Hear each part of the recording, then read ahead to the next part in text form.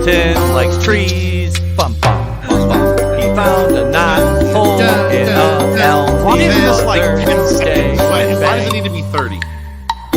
It needs to be a minute and a half because he likes to sleep with trees. That's what the He's pine a tree witch. said the other I day. hate these people. Just don't start a YouTube channel, guys. Oh, let me get. Oh, sorry about that, Steven.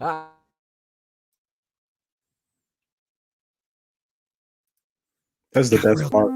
I know it gets so quiet.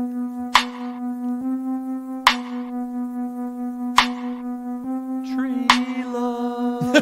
For real, we're still on that each step? Never gonna end. Bow, wow. Sleeping with tree and logs. God, please go back to coffee. Coffee and Thank you. enema. Thank you.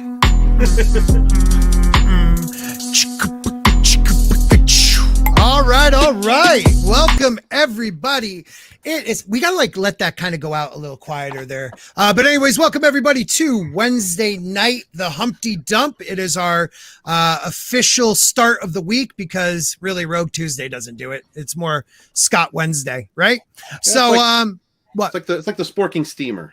The Sporking steamer. I kind of like that actually. So we're going to stick with that a little bit because you love enemas and coffee. So this goes out to you, my friend. This goes out to you.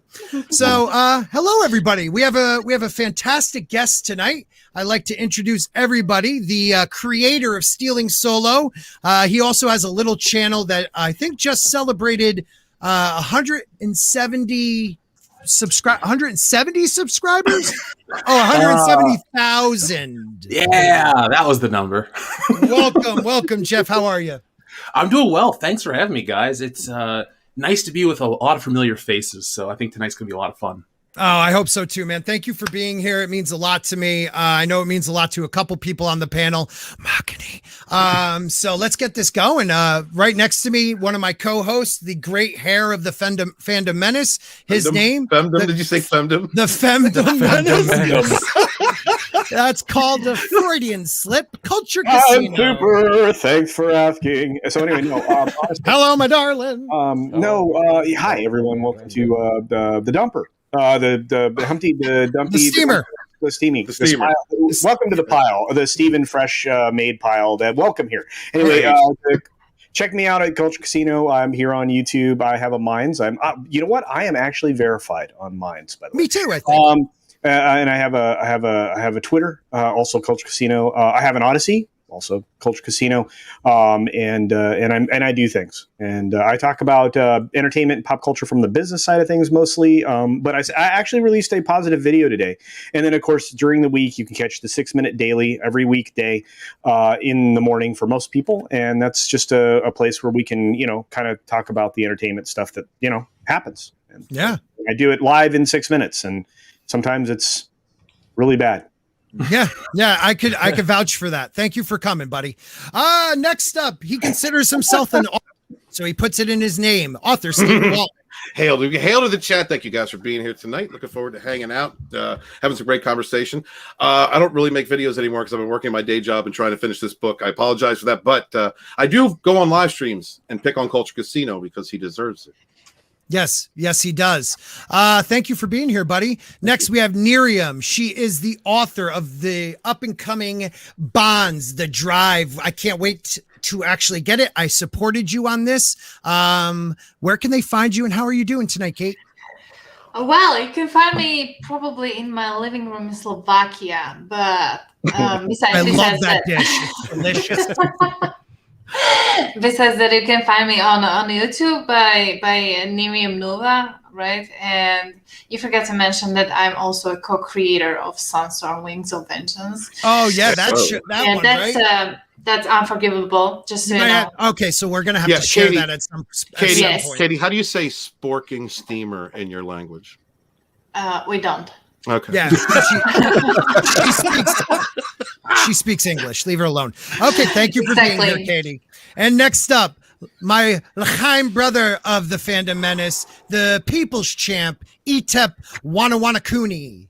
It is I, it is he, it is me, P-double-D-E Temple, Kuyan from the Place to Be Reviews, right here with all of yous, even the Orthodox Jews, L'chaim, my people, the Fandom Menace People's Champion, the most electrifying man in the Fandom Menace, the home of your definitive Batwoman reviews, and watching me lobotomize myself at least twice a week making a video about Batwoman. I'm Temple Kuyan. Thank you, folks. You look like you lost a little weight, buddy. You're looking good, pal. You're looking good. I've dropped 30. I've dropped 30 pounds, man. 30 pounds, and I shaved my beard. So wow. Yeah, you hit it all on his face. Actually, that's why it looks like that. It looks good, buddy. Well, thank you for being here. Thanks for having me, man. The one of the coolest avatars in the game and co-creator of Sunsworn, I guess. Red Gaze. Creator and writer of Sunsworn. Thank you very much, my good friend. Yeah, man. I aspire to be known as the blow host of the dump someday, but we'll see what happens. It just happened. It just happened. Staring at me. I know. I can't look away. Intensely. That's because you're all taking a dump. I gotta stare. You gotta stare. You see someone on the can, you gotta stare. That's you, awkward. Next up, someone who hasn't been on the dump in a little while, and I have missed so much, the great Jayne Theory. Hey guys. Hey. We got a Hey. You can find me on YouTube. I post movie and television reviews and occasionally some pop culture commentary. You can also find me on Twitch, Twitter, and Instagram at Jayne Theory. Thank you so much. And I don't think there's anybody else. Oh, wait a minute. There's one more person. Someone who is more excited than anyone tonight, Machiny90. Wait, Mach, we saw your face before. What happened? Good morning, good afternoon, good evening, good night, wherever you are. Name is Machiny90, artist and illustrator, artist of Rogue Entertainment, one of the many mods of Rogue Entertainment, proud artist of the Fandom Menace, one of the many fans of the Fandom Menace in Comicsgate, and it's an honor to be here on the Wednesday Humpty Dump with, of course, the people who brought me into this game, the people who have been my biggest supporters, and it's an absolute honor to be here with the special guest, the man, the person who brought me into this fandom, the person who, my first hero, is somebody I will always look up to, someone who I probably wouldn't be here if it wasn't him. God damn it, Jeff! It's an honor. It's an honor. I can't believe this is happening. Oh, dude, it's awesome to be on a stream with you. I follow you on Instagram. I love your artwork. It's so cool to stream together. I love that, man. I love you, Machiny. You have heart, dude. You have heart like no other. But you really do. Yeah, Mac is one of those the younger people that are coming in, that have come into the Fandom Menace, that have, and he sees what's going on. He's got his likes, he's got his dislikes, and he's sharing his opinion out there. Jesus Christ, almighty!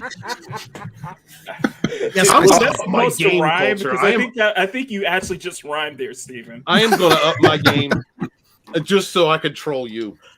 Bring it, bro. Author and poet Stephen Walton. Yeah, spoken word. He doesn't know it. Words. He gets all of his inspiration in the trees and from the trees. No, that's propaganda. That's misinformation being hiding in the trees. Is it, Steven? Is that what you want to call it? Steven's hiding in the trees, hiding in the bushes, This is how the you branches, change- and they're sticking in his tushes. This is how you change culture, guys. You press Hide your false trees, narrative. hide your wife, hide your trees, hide your wife.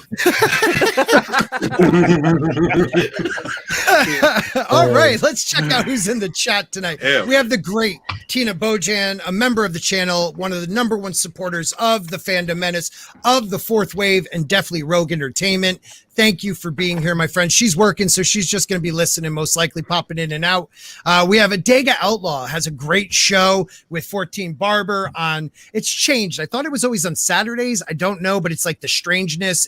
They always do some really cool, like Enter the Unfamiliar type topics. Don't forget about Enter the Unfamiliar, who just got monetized. So proud of our boy.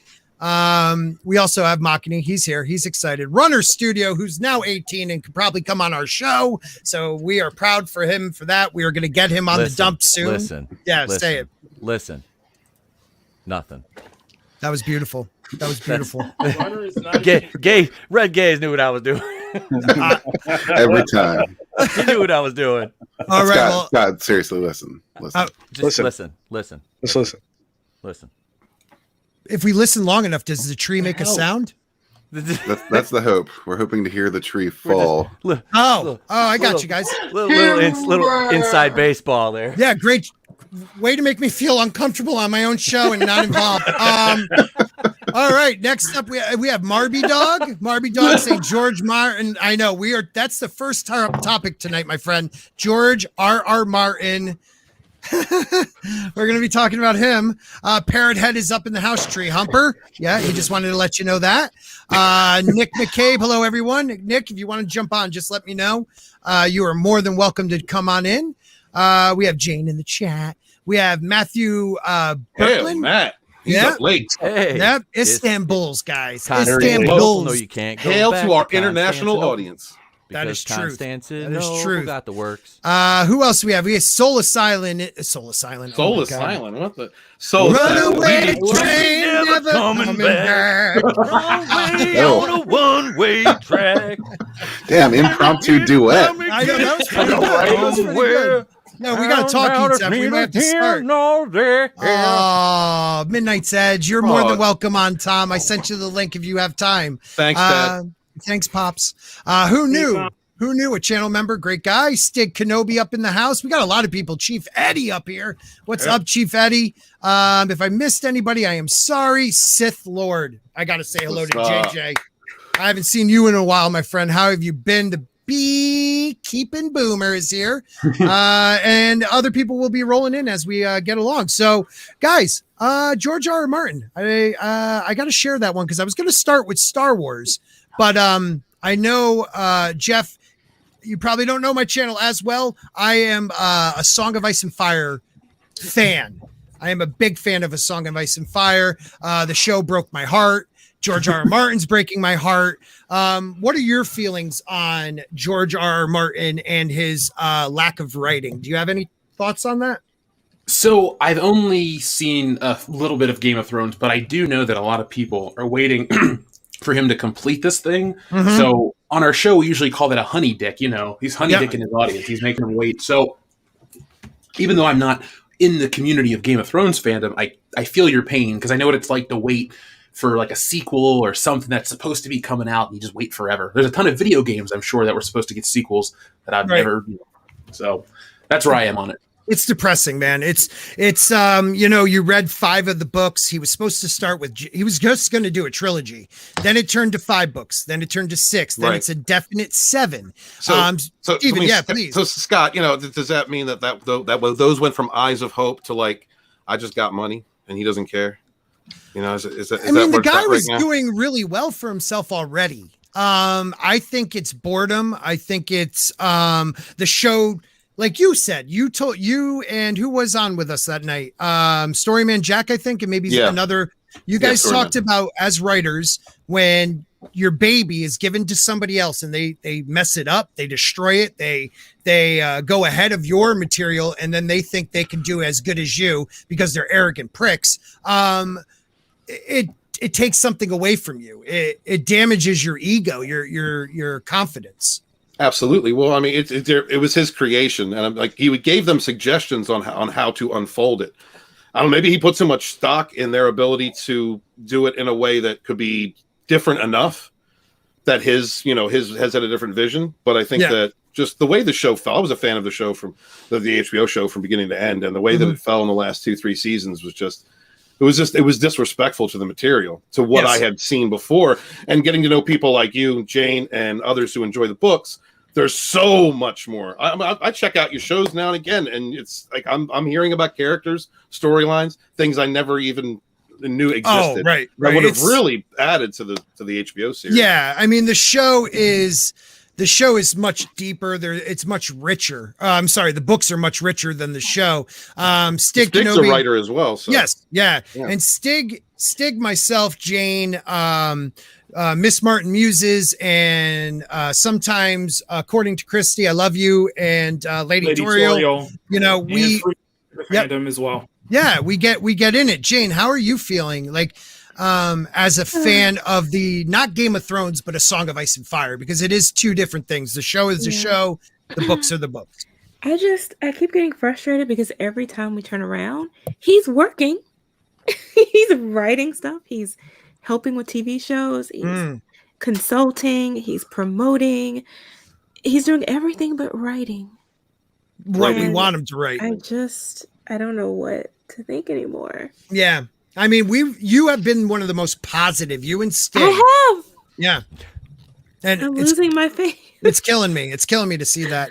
Anybody else have anything on this before we start reading the article? Yeah, law of attraction. Law of attraction. We're just gonna keep it positive, you know. He's gonna write a book. He's gonna write a book. He's gonna write a book. Repeat it like 3 times a day, every day, and you're gonna get a book in a few years. Yeah, we do. We do try to. We say we have a mantra, and all we repeat is he's gonna finish the books. He's gonna finish the books. No, what were man, you gonna say, Culture? No. Oh, I'm sorry, Red. Go ahead. Culture. Somebody. Go ahead, Culture. I'm a horrible. He's never going to finish the books. Oh, God. He's never going to finish Red. the books. Well, I was going to kind of lay the same thing on you, but in a much kinder way. You know, Thank look you. at this. Look at this face. This is you got yourself a heartbreak kid right here. He This is, guy isn't he? he lives to make you love him, and then just turns his back, walks away. You know, I don't think you're ever going to get your book. Look at this. This is a player. This is a He player. treated the fandom like a jump off. No, he's a heart attack kid. He's one hamburger away from like dying. Yeah, I mean he isn't the healthiest guy. You know, he's not.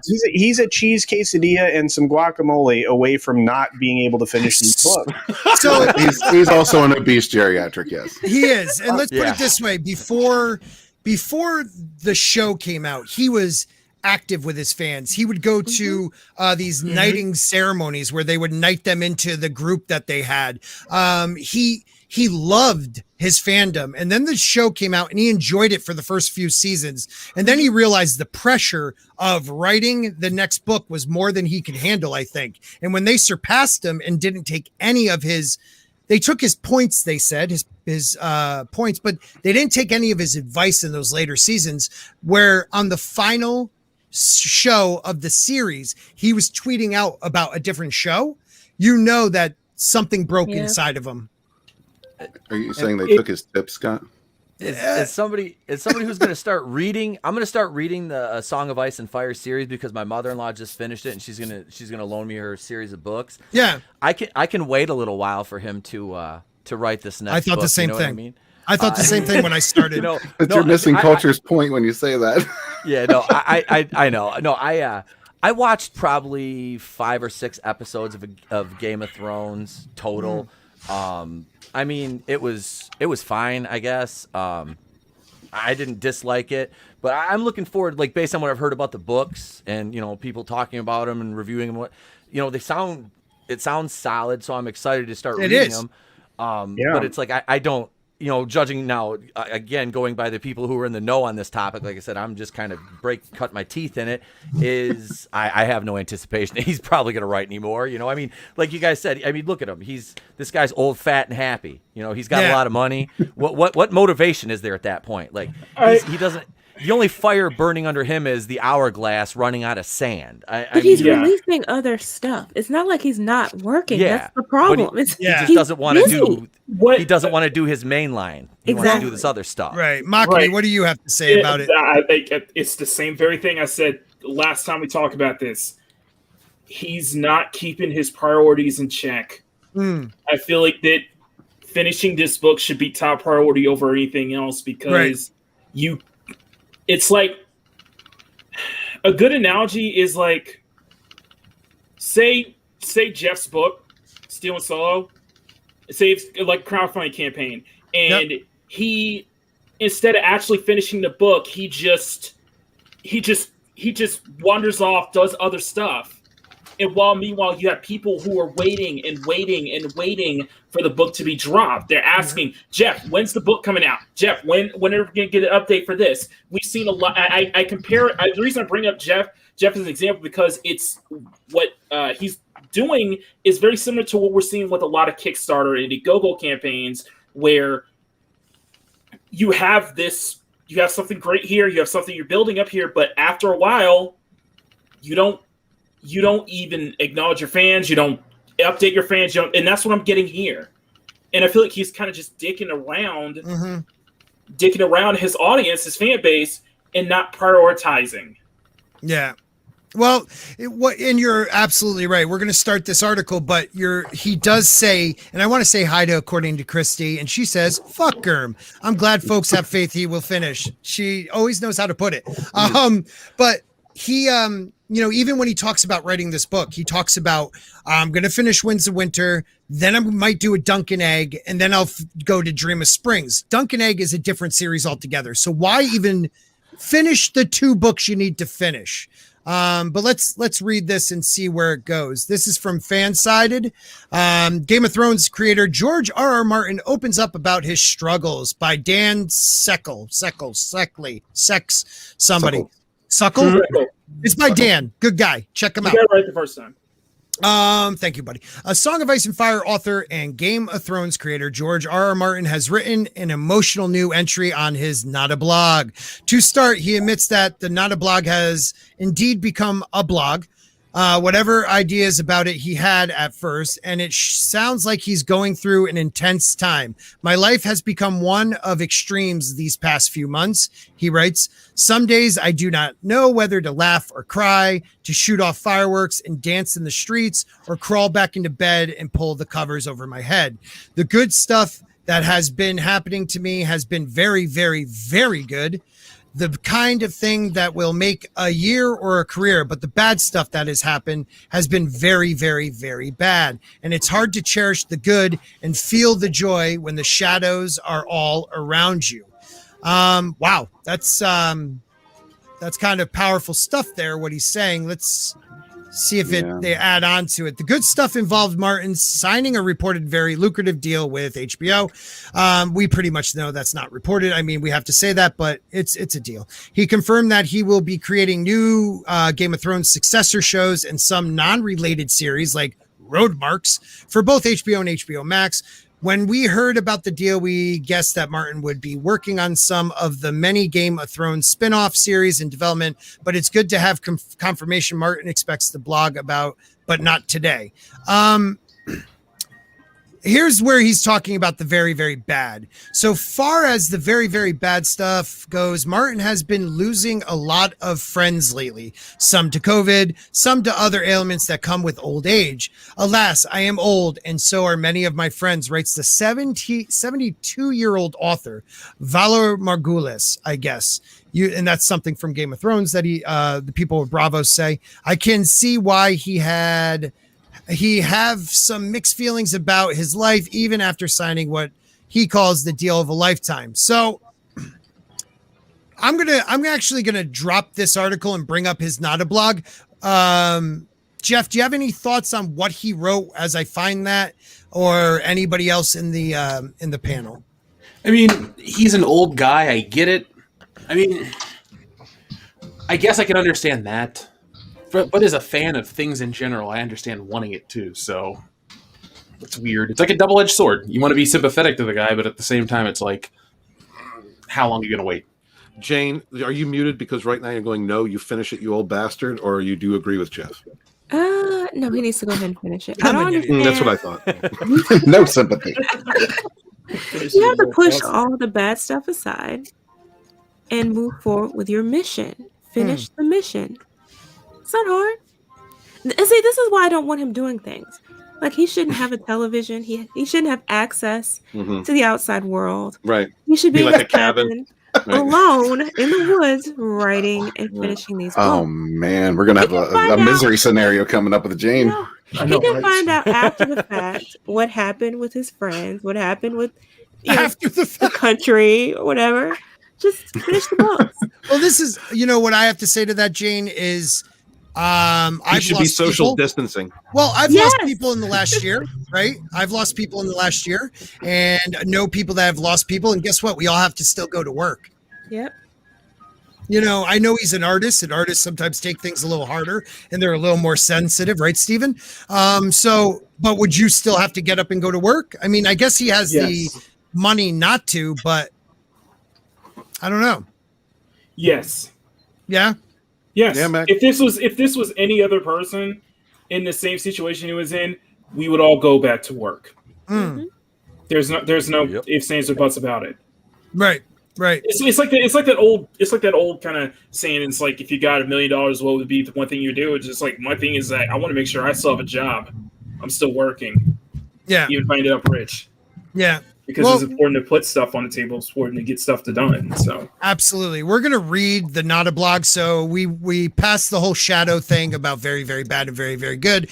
If any of you read the stories about me on the internet, you will know my good news. I have a new 5-year deal with HBO. So I guess that's not reportedly, people. To create new GOT successor shows.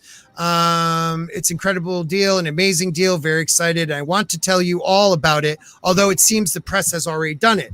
There are stories in all the trades. You can read about them. So that's all the good stuff. We'll just skip on that. On the other side of the coin, though, well, I am now fully vaccinated. Hooray, hurrah, hooray, hurrah, whatever he wants to say. That's good. However, I have now lost 6 friends since November, only a couple to COVID. Alas, I am old, and so are many of my friends. We went over that part. And a 7th friend, a very old and dear friend who has been a huge part of my life for a long time, is in the hospital, very sick, recovering from surgery. At least we hope he is recovering. Honestly, it is hard to dance in the streets, even for the deal of a lifetime, when another loved one dies every 2 to 3 weeks. And that has been going on for me since November, when my longtime editor, Kay McCauley, passed away. There's a lot more going on as well. Meow Wolf stuff, railroad stuff. What? Beastly. I know, we're getting funky with it. Beastly build a books. furry dungeon? What? Well, Meow Wolf stuff. Don't you bring that up. Wolf stuff to me would be Stark stuff, but I don't know what he means by that. Railroad stuff. Beastly Books has reopened, but the JCC is still shuttered. The Jets trade Sam Darnold away. I am going to be leaving my cabin in a couple months. I am close to pairing up a brand new Wild Cards book. I will tell you about some of this, I guess, but not today. So wait a minute. See, Jayne, he's been in a cabin.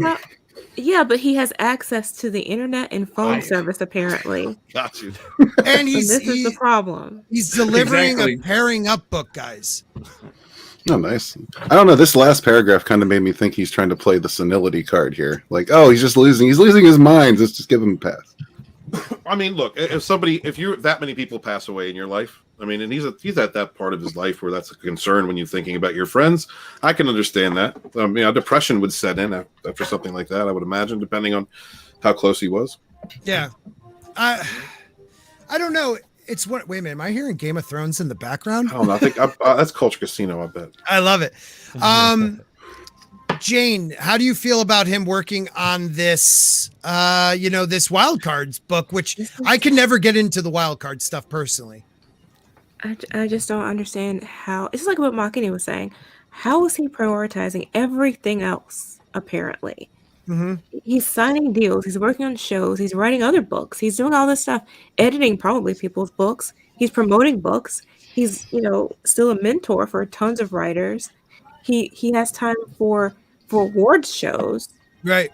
But you can't finish this book. Just this book. Jayne is coming after him. I'm so it's true. tired. Well, if I remember well, not even the what's the name? Blood and we have a different name. The latest book that he released. It's the Dance with Fire and this one, right? Yeah, Fire and Blood. Yes, Fire and Blood, which I bought. Isn't that one supposed to have a continuation? Like a part two? What that one is like a lot of the history we already had, but not all the history of the Targaryen family up to a certain point. So it's 300 years prior. To the I know that. That's not a problem. I mean, I've read that book, but I heard that that's only part 1. There's supposed to be a part 2. So that's another book he hasn't finished yet. Right. And it'll probably come out first. Vinny, what do you think? I think he's gonna wait for the HBO writers to destroy that as well.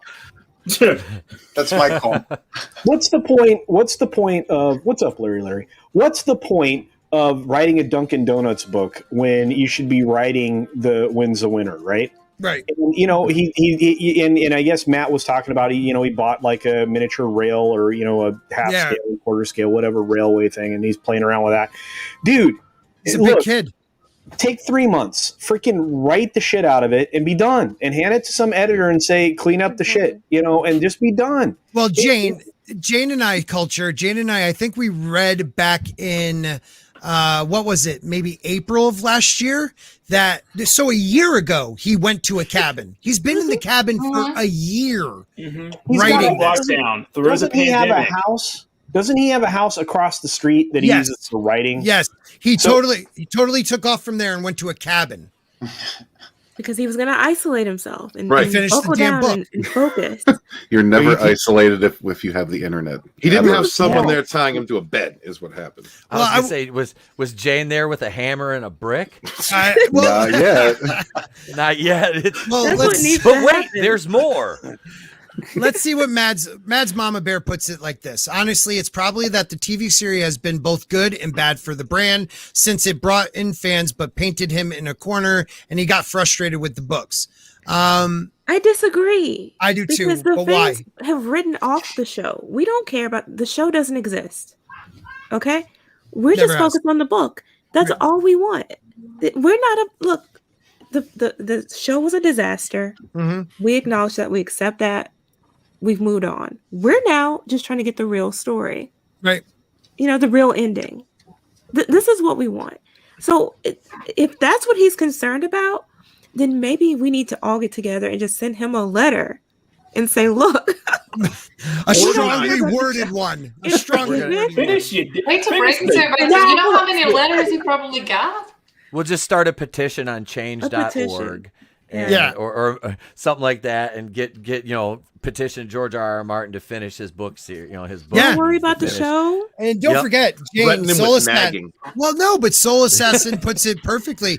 He did give us a deadline of Worldcon in New Zealand or something like that, and he said they could lock him up and throw away the key until he finishes the book. And because that was canceled, no one got to chain him up. He escaped. Well, he probably has gotten a lot of letters, but he did not yet receive the letter that says, dude, you don't finish this, Jayne's coming for your ass. Right. Yeah. Mm-hmm. Yeah. He's like, Jayne's got a sledgehammer and a block of wood, and he's in trouble. Yeah. I just lock him in the cabin. I'm your number one fan. Patrol the outside. I'm your number one fan. Patrol the outside, cut off the internet. Well, what I'm thinking is that, cut off his feet, whatever. What I'm thinking is we talk about somebody. Yes, Stumpy. We should talk about somebody who is actually working on a project, and that is Stealing Solo. And that's why this guest we have here, Mr. Hicks himself. Would you like to give us a little info on this? So this is the Stealing Solo Fandom Menace edition, which is the alternate cover with featuring the Fandom Menace painted by Anna, that Star Wars girl. So the comic Stealing Solo is one that I wrote and drew myself. It's about the guys from the WCBS podcast. It's a parody where we kidnap Harrison Ford and remake Star Wars in our basement, but it gets, it goes a little crazy. So the story sounds simple. I try not to give too many of the details away because there's a lot of gags, a lot of moments. Ends on a fun note too. So, but the project has got a ton of stuff going on with it right now. I mean, besides the awesome cover from Anna, you can get shirts, posters, trading cards, all kinds of fun stuff. And I always like to come on here and talk about comics with people because a lot of people that listen to the channel don't realize how much into comics I am, into making them, to reading them, to talking about them. So that's, it's my thing. That's my passion, art, just like Makini. So he knows what's up. It's gorgeous, man. That is such a cool picture. Look at that. The trading card idea is excellent. That's an excellent idea, dude. For only $10 too. Yeah, it's a set of 10 cards. So I figure that's a fair price. Plus, it's I made the artwork. I did it. So it's the only way you'll be able to get them. But they're cool. I mean, you can find the art all over Twitter and social media. So if you guys want to see what they actually look like, I think I dropped an ad this morning. Yeah. So. Oh, awesome. Yeah, really? Okay. Let me ask you a question. What motivated you to do this? So 2 years ago, when I was at Star Wars Celebration with Anna and Jesse, and so the way it went is we all met the first day.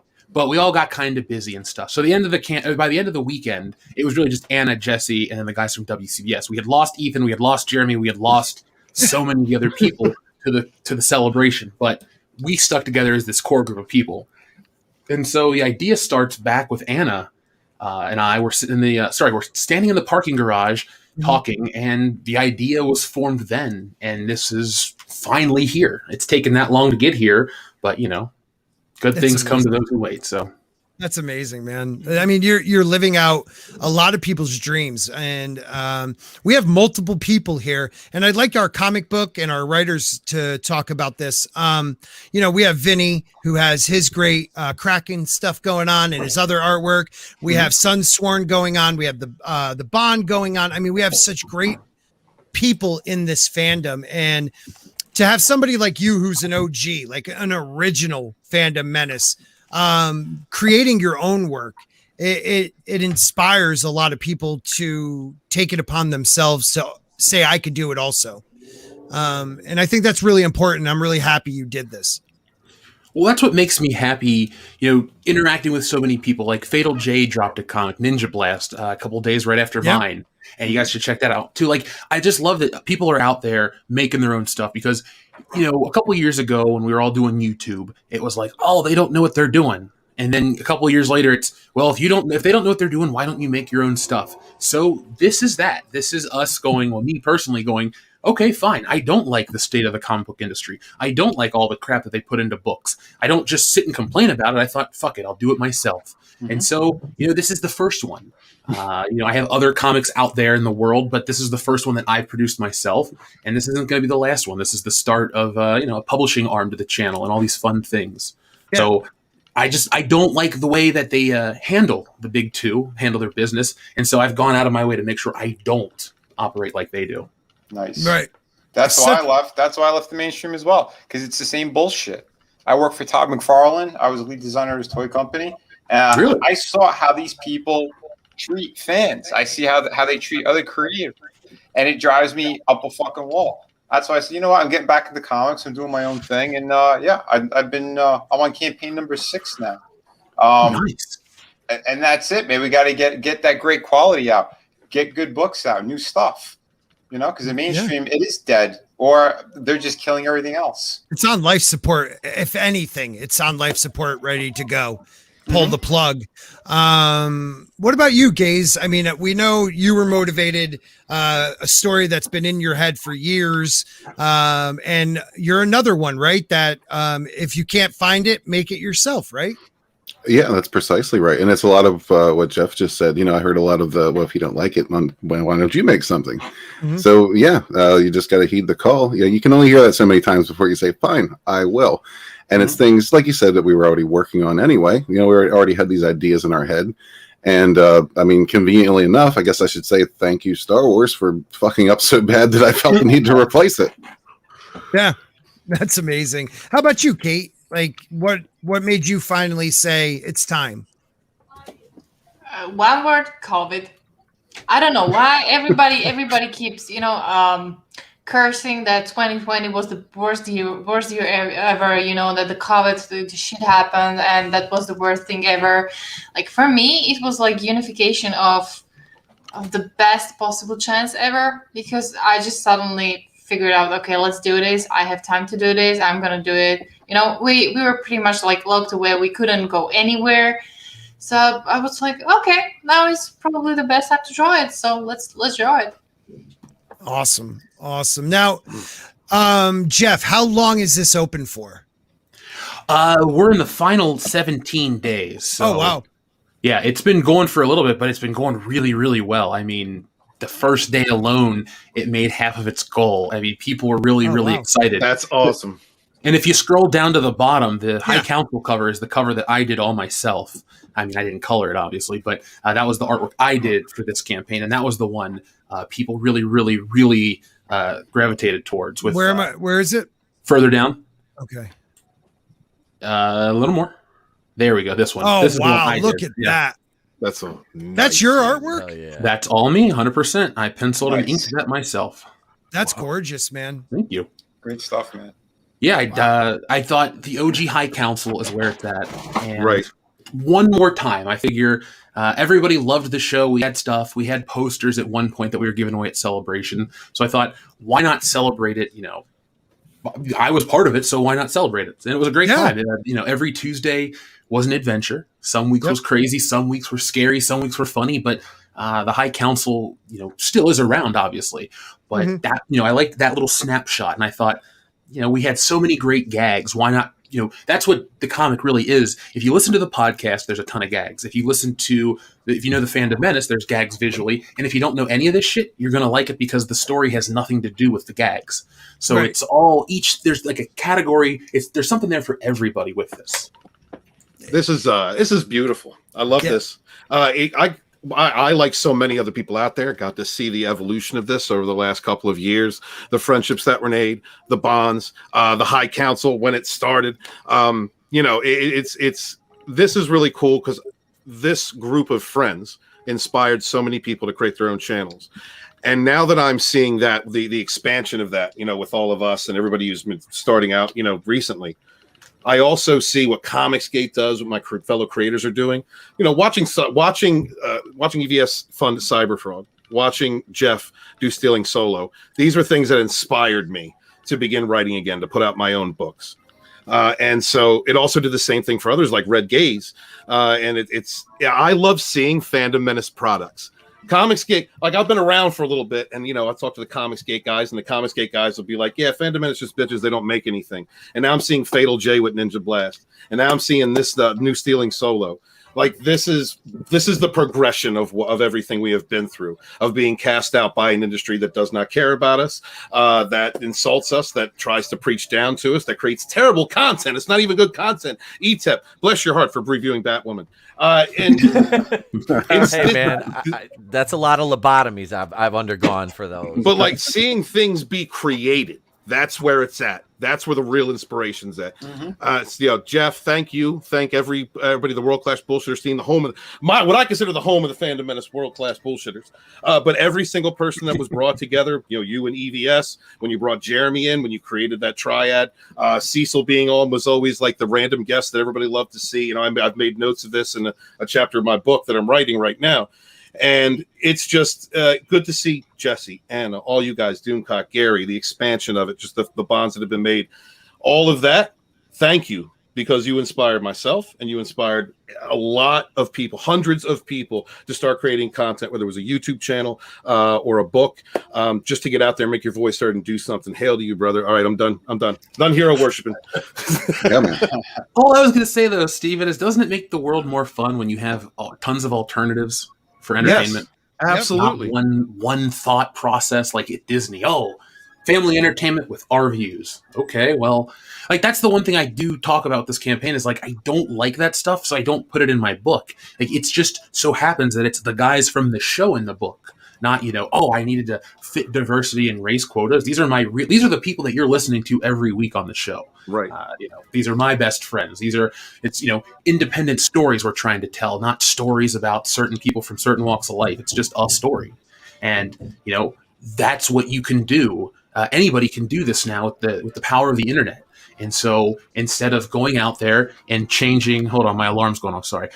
Instead of going out there and trying to change Spider-Man and Batman and Superman, just do it yourself. Yeah. If everyone in the Fandom Menace is such a joke, if anybody can turn on a camera and do what we do, well, then do this too. And then, then we'll keep talking. Right. There you go, man. And it is a cool thing because it wasn't just that you hung out with your friends on a Tuesday night. We hung out with our friends in the chat. And This is more than just a hashtag. It's a community that got us to grow our channels, and we might be some small channels, but everybody starts out somewhere. And with the new regulations YouTube has and the rules Twitter has, they make it harder and harder. But this fandom, the people in the chat that back us, the people that are backing your project, they're the reason why we could keep going. And I just want to give those guys a shout out because I know how important they are to you, because I've heard you talk about it so many times, how the backers and the chat, they're there for us and they're there for you. And I'm glad it's working out. Oh yeah, I don't just tell everyone thanks so I look like a nice guy. Like I'm the happiest guy doing this, from the shows to the videos to this. Like it's not just okay, whatever, let me put on a face for the public. It's I like it like that. I like the community we have. It's a lot of fun. I mean, you guys have listened to the High Council, streams like this. It's just a bunch of people who love what they love what they talk about, and then we have a ton of stuff in common. And talking to Steven gets you pumped up like you're changing the world or something. So thanks, man. Absolutely, brother. Well, I mean, at the end of the day, what you have inspired. I'm sorry. I know you're feeling it right now. I have to say bye to Kate. She has to bounce. She's on the other side of the planet. We love you, buddy. Let's just give you a quick solo spot. We're going to be talking about Sunsworn at the end in a couple minutes. Awesome. I know. So I just wanted to give you a quick second, because you're a creator too, to just give a little shout out about how it makes you feel to be a creator also. Well, for me, I never got a chance, to become a creator in the first place, because I didn't know on the other side of the world I had a possibility to do so. So when it opened up and I managed to kind of, pull it to the very successful end and saw that it was actually possible, that was like something, over here in a country where we are not people who cling to comics, to this type of media, it's something extra special. So yeah. Well, we thank you. We thank you for being here. The bond is open for how much longer? Is it still open? Can people still back it? Nope, I know. Nope, it's already closed, in right? demand. It's already in demand, but yet we're still trying to reach out for the last stretch goal that is there, and that's gonna be like some extra artwork, like sketches and artwork and line arts and but pretty much everything that was born ever since 2020 when I started drawing bonds. Mm-hmm. Yeah, and that's what I'm doing with bonds right now. And on top of that, I'm already kind of engaged in working with Sunsworn, doing the sketching, doing the inking, and some other stuff for that. So yeah, well, thank you so much. And Steven has one more thing to ask you. Steven? Me? What? No, I said it in the private chat. I was. Okay. Yeah. You want her to say Sporking Steamer in her language. Okay. Thanks. We don't have that. We don't have that over here. And that's why I picked no translation, no slang. No. Okay. No. Thank you, Kate. Guys, everybody, make sure you support Kate, support her project, support her channel. You are the best. Thank you, buddy. Yeah, thank you very much. Bye-bye. Later, Katie. Bye, buddy. Good night, Katie. So, Jeff, can we play the trailer? You can, but it uses Star Wars music, so I can tell you about stuff that's in there so you don't get hit with a strike or a whatever. Oh, that's okay. What is in there? So it's a character that's coming back, Jeff Lucas. So what I did is I was interviewed as a George Lucas style character about the campaign, and I talk about some of the goals and aspirations. And the character's coming back. We're going to start putting that out in the next couple days. But really, it just tells you about the campaign and stuff like that. As you can see, there's some of the trading card art with Anna and myself. And gorgeous. That's the original cover. So you are gorgeous. I mean, it's gorgeous. Yes. Why not both? Look at that. That is man. Because a lot of people do black and white, I've noticed. And I love the black and white, but to see like yours is classic looking comic, and I love it. I just love it, man. Are you talking about the black and white cover? Yeah, well, no, a lot of people use black and white. Yours is like so rich and looks like that color just brings me back to like the comics as of a kid. Like I love it. See, I'm a comics fan of like every generation. I'm not trying to sound pretentious, but I can go back and look at like from the inception of the comic book until now and find stuff from every era that I like. And so I've been trying to put things from all these different eras in there. And for as much as I complain about modern comics, I'm a fan of some of the ways they make new stuff. Yeah, there I am as Jeff Lucas. It's so awesome. You can actually turn it. If you want to turn this right, hold on, we're going to that. Hold on, we're bringing that back just a little. We're bringing it back just a little because that looks awesome. All right, Jeff Lucas. Let's listen to him. One and only Jeff Hicks. That's Lucas. Jeff Lucas. Okay, Mr. Lucas, can you talk a little bit about this number, $40,000? This is the number you set for this campaign. How did you choose this number? Well, my channel size had doubled, so I thought, why not double my goal? Right. Didn't your last campaign actually make more than what this current goal is set at? It works having somebody here to help you. I don't want to get too egotistical. well, Mr. Lucas, that's very humble of you. But in a world where you were to cast such humility aside and shoot for the moon, just ballpark, somewhere in the area of what would make you really, really ecstatic, your dream? I know it's coming.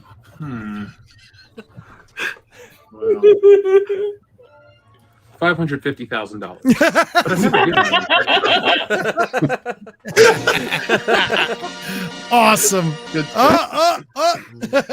We gotta quiet that down. That wasn't too bad. That wasn't too bad.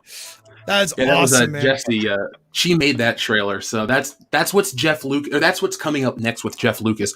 More stuff like that. I have a different shirt, and actually, I have a new hat or new hairpiece and beard because the cats destroyed the other one. So, oh, dude, Jeff Lucas, you have to do that.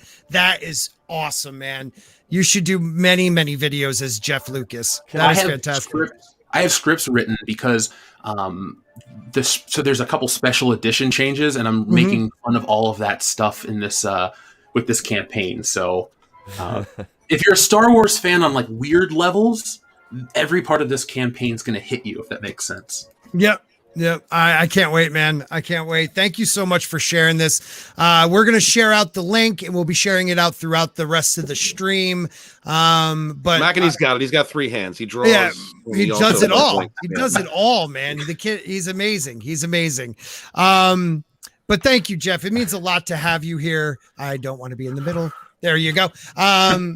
So I just appreciate you. This might sound, I'm not trying to be like, make it sound weird, but you know, another thing I love about the Fandom Menace is someone like you, someone like Gary, Doomcock, Jeremy, you know, all these bigger channels are willing to come on these smaller streams that have 20, 30 people and just hang out with us. There are other fandoms and people within the scope of our fandom, but outside the hashtag, that wouldn't do that. It's just they're beyond that, and I don't understand it, but I appreciate that you do this. Oh, or just all people, and I'm just happy to be here and to have fun. I mean, I know you guys better than I know people that have 3, 4, 500,000, 1 million subscribers. Like, you know, we're all friends. Like Pete and I are going to hang out at our friend's wedding coming up. So I mean, yep, nice.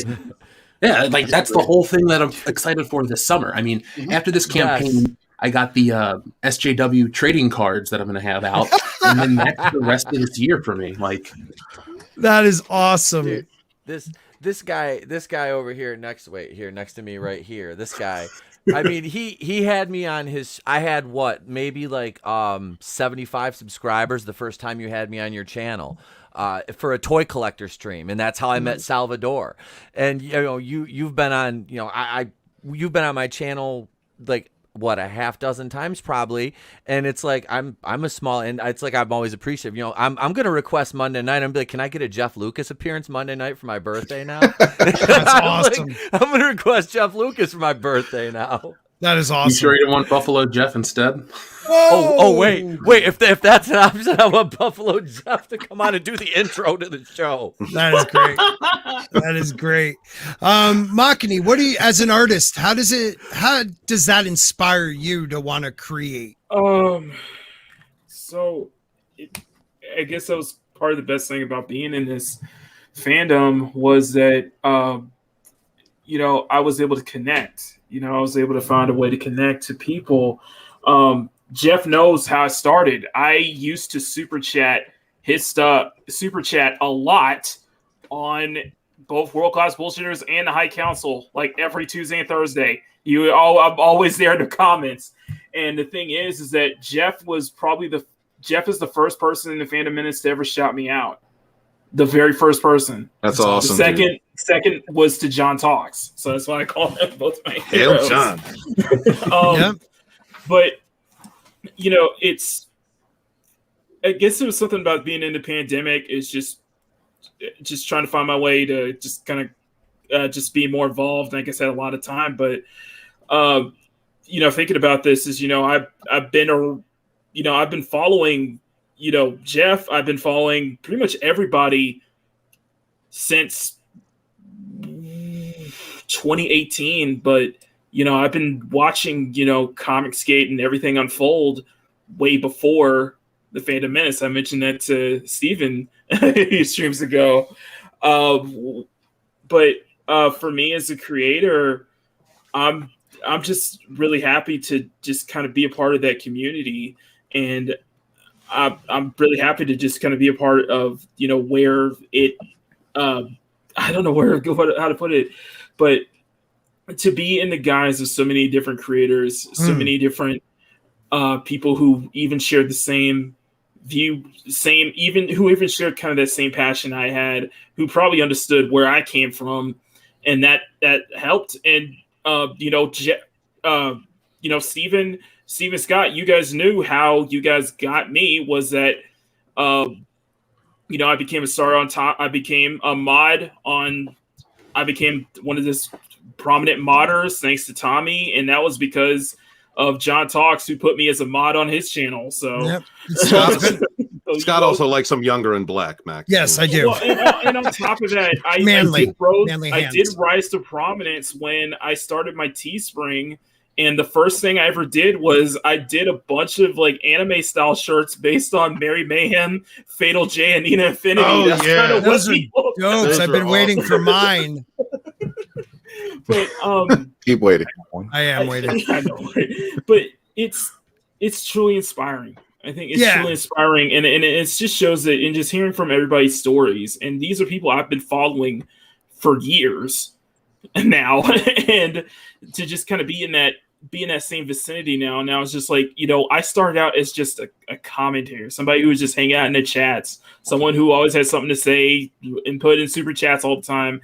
And now I'm years later, I'm with them. I'm in the same panel with the same people I've been watching, I've been following the whole time. It's an amazing feeling. And I keep telling myself, I tell Gaze, I tell Vinny, I tell Dario, I tell everybody, it's like, after seeing what Fatal J has done, I hope that someday, someday soon, I can join y'all. I can join up with you guys and actually put a book out. You will. You Sure, will. man. Do it. We've watched you grow. What do you think we've been saying for the longest time? You're talented, my friend. You are so talented, and it's actually been an honor to watch you grow, even as a streamer. You have gotten so much better since becoming like a regular on my shows, and it really, I'm impressed how quickly you picked this up, man. So keep doing what you're doing. That's what I got. I think just the end is just I end up creating my own little corner of the Fandom Menace now. And we love you for it, man. We love you for it, man. And I'm glad I'm one of your heroes. I heard that somehow. I heard that. Wait, no. Yes, okay. Did you see what I tagged you in on Instagram a while ago? I did. You just threw down his phone. Damn. I just lost it. Sorry. I'll do it again. Don't worry. If you're gonna start screaming, hit the mute button. If you're interested, I got the trading cards. I'm talking to other artists. I'd like you to be a part of it. I messaged you a while ago about it, actually. I just didn't hear back, so I didn't know if you wanted to be, but it's not too late. Playing hard to get. That's immediate. Yes, Bro, do it. I gotta check my messages again. Yeah, You better check just your say messages. yes. Makini, say yes right yes. now. Yes. All right, there we Do go. I even have to say it any other way? Yes. All right, brother. Are you on social media? Like, are you on do you have a Facebook or anything like that? I'm on or? Twitter. He has an OnlyFans. I'm on Instagram, Twitter, and here on YouTube. Okay, well then we'll just talk on Instagram since we already follow each other. Yeah, but I'll send you the list and how things are working, and we'll talk, man. Absolutely. You guys can follow me too on Instagram. Anyways, I follow Nobody you likes back. your pictures. I'm man. such a. I followed you, Scott. I love you. I We love love you you. too. Guys. Aw. I love you guys. God, this has been so much fun. Love you all. Are we gonna cover another topic? Yeah, we're going to it right now. We're gonna get through 2. Is there a possible we're gonna hit 3 tonight? We might hit 3. I do want to get to this topic right here. Daisy Yes. Ridley. Alleged Yep. Star Wars leaker claims existence of alternate cut of J.J. Abrams, The Rise of Skywalker. That's what I want to do. 2 things. So- Starting with Vinny. We're going to start from the bottom and go up. Vinny, Okay. Yes. this is the question for everybody. Is there a cut out there? I just want to hear yes or no. And do you care? Is there a cut, Vinny? Nope. Do you care? Nope. Red Gaze, is there a cut? Yes. Do you care? Hell no. Okay. Jayne Theory, is there a cut? Yes. Do you care? Not at all. Okay. Itep Awawakui, is there a cut? Hi, kids. Did you like the Snyder Cut? Boy, you're going to love the Abrams Cut of Rise of Skywalker coming this fall, starring Rob Schneider. There probably is one, and don't care. Don't care. All right. Mr. Hicks, is there a cut? Yes. Do you Yes, even there's a care? cut, and no, I don't care. All right. Makini, cut? Do you want the login or the short end? Not yet. We just want to know, Okay. is there a cut? There is a cut, and Do I you hope care? it never sees the light of day. Okay. Stephen Walton? Yes, there is a cut. No, I don't want to see it, but the videos would be great. Okay. And I don't know if Culture is back. If he's back, is there a cut? No, I don't think he's back yet. And in the chat, if you care, put a 1. If you don't care, put a 2 or a poop emoji. Let us know, guys. Yeah, let's. Yes, Scott, please. I would say that there is some footage. I wouldn't say it's a full cut. I've been- That's what my stance was on this. Right. Because they didn't know what they were doing. They were just shooting a bunch of crazy shit going, oh, we might go in this direction, we might go in that direction. They didn't know what they were making. They tried to put a Band-Aid on a gushing open wound, and it did nothing. So they just scrambled to do whatever the hell they did. Right. Could you Then they put imagine a lot a of geo. slow-mo? What's that, Gene? I was just gonna say, could you imagine an Abrams cut with a lot of slow motion? Oh my Lens God. flares. Lens It'd flare, be lens it'd flare. be lens flare Lens the flare cut. That would and- be that would be it. And mystery You know, boxes everywhere, bro. mystery boxes and mystery box. Nothing but lens flares. Talking about lens flares in a mystery box. But Now- no, really, you've got all that. Somebody had to sing. Culture wasn't here. Yeah. There's all that footage they shot with Matt Smith that ended up on the cutting room floor. He was supposed to be an acolyte of Palpatine, and well, now the only acolyte we're going to get's that blockhead named Leslie Headland's show. But no, this is it would be a dumpster fire. JJ trying to put a whole you want to talk about Frankenstein's monster as if Rise of Skywalker wasn't disjointed and garbage here enough as it was. Yeah. And I say that not because I just dislike Disney Star Wars vehemently. No, that's not it. Because the movie was garbage. There was really no set structure to it. It was just it was a video game. It was like place to place to place to place to place. You had two identical MacGuffins. They had the Goonies coin that Rey had to hold up to the Death Star that inexplicably was just sitting in an ocean. How many years after it got blown out of the sky and vaporized before our very eyes, vaporized. But yet here sits glass in the throne room with a working elevator door. Why? Because the plot needs it too. Screw you, JJ. Nobody needs anything you're selling. Don't You're break gonna the glass. He's going to ruin DC even worse than Yep. it's going to be in worse shape than it already is, just like he did with Star Wars, because him and Ryan Johnson wanted to get into a pee-pee measuring contest, and both of them are under a millimeter. I mean, it's pathetic. There you It's go, just- brother. Micro dicks. penis contest. Yeah. Now That's what it was. Well, Jeff, let me ask you. You probably have more sources than any of us here. Have you heard anything in the past year and a half of this cut actually being there? Is there really a cut, or is it just a lot of extra shit? Kind of like, I'm sorry, people, the Snyder cut is just extra shit that actually takes away with what Whedon did, who is a douche, don't get me wrong, but he was more coherent than what Snyder did. Now, what do you think, Jeff? Disagree. Is it we could talk about that. We can, but what do you think? So I don't operate with inside sources or anything like that. I've had people that have come to me in the past, and they're just regular people. So I operate with this like you do, because this is a Reddit leak. This is a Reddit post. Right. Let's ask ourselves, how historically accurate has this shit been? How many things have we talked about or heard about or been told that were coming soon that have never happened? Now, A lot in the past. dude, if you do percentage track records, it's going to be so low with what actually hits. Even a broken clock is right twice a day, but on average, these things are just bullshit. I have a video about this coming out tomorrow, and I'm not here to promote my channel. All I wanted to say is, Please do. All I wanted to say, though, importantly, is listen to how Bounding Into Comics starts to talk about the rumors. Listen to how they start to talk about this stuff. Even they're starting to break down and debunk stuff. I think Star Wars and all of this stuff that's going on, it's reaching like I don't want to say critical mass, because critical mass is usually when something, you know, big's going to happen. I think we're going to reach this like critical moment where Star Wars is just going to like deflate, because it's the house of cards at this point at Lucasfilm. It's, well, we got a million great shows. We got all this great stuff. No, you don't. It's like a big Ponzi scheme. Yeah. Oh, we're going to have all these movies that are going to come out. Yeah. All are canceled. It makes sense what you're saying too. Real quick, it does make sense what you're saying. And don't worry, you could promote your little channel to my tens of fans. Don't worry about it, man. Wait, speaking of Ponzi schemes, God rest his soul, Bernie Madoff just passed away today at the age of 82. Did he really? Bernie Madoff passed away. Covered that this morning on the 6 Minute Daily, so absolutely. Yeah, I know you're watching ETEP Wackadoosh. Oh no! I've followed. Honestly, I have followed Bernie Madoff's story. I was like really into that whole Wall Street thing and all. Oh yeah, that was he's one of my financial heroes, and right next to the guy from Enron. What was his name? Jeff. I can't remember his name, but yeah, the Enron guys were some of my heroes. Was it Ken something? Kenneth Lay and I thought it was Ken Lay. Yeah, there was Ken Lay and there was Jeff Skilling. Yeah, Jeff Skrilling. Doesn't he own Amazon? Oh no, that's a different Jeff. Sorry, different. Sorry, I universe. That cutaway's on me. That dude from Skrillex. Wow, for the night. Sorry. Let's get into this article.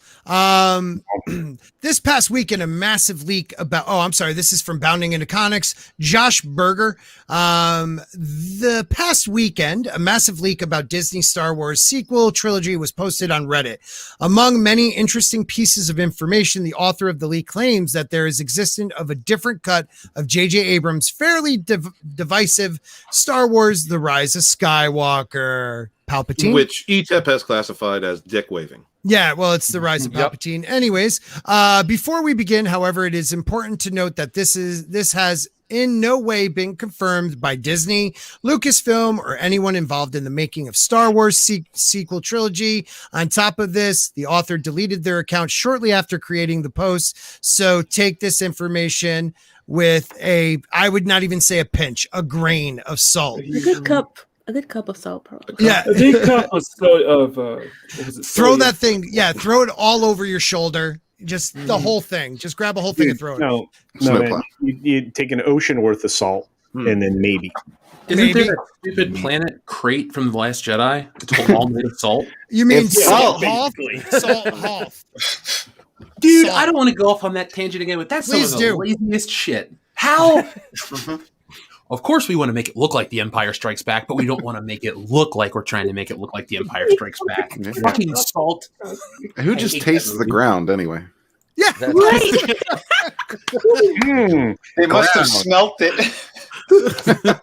This smells like a hungry man meal. Natrium. I smell high cholesterol. Hello, man babies. It's me, Ryan Johnson, the round-headed clown. That planet, I've heard in lore that planet is actually made of the salty tears of the man babies. Oh man! Oh wow, that's deep. We might have to actually ETEP. You might have to get your cousin ETEP Zero out here in a little bit to tell us if they knows anything.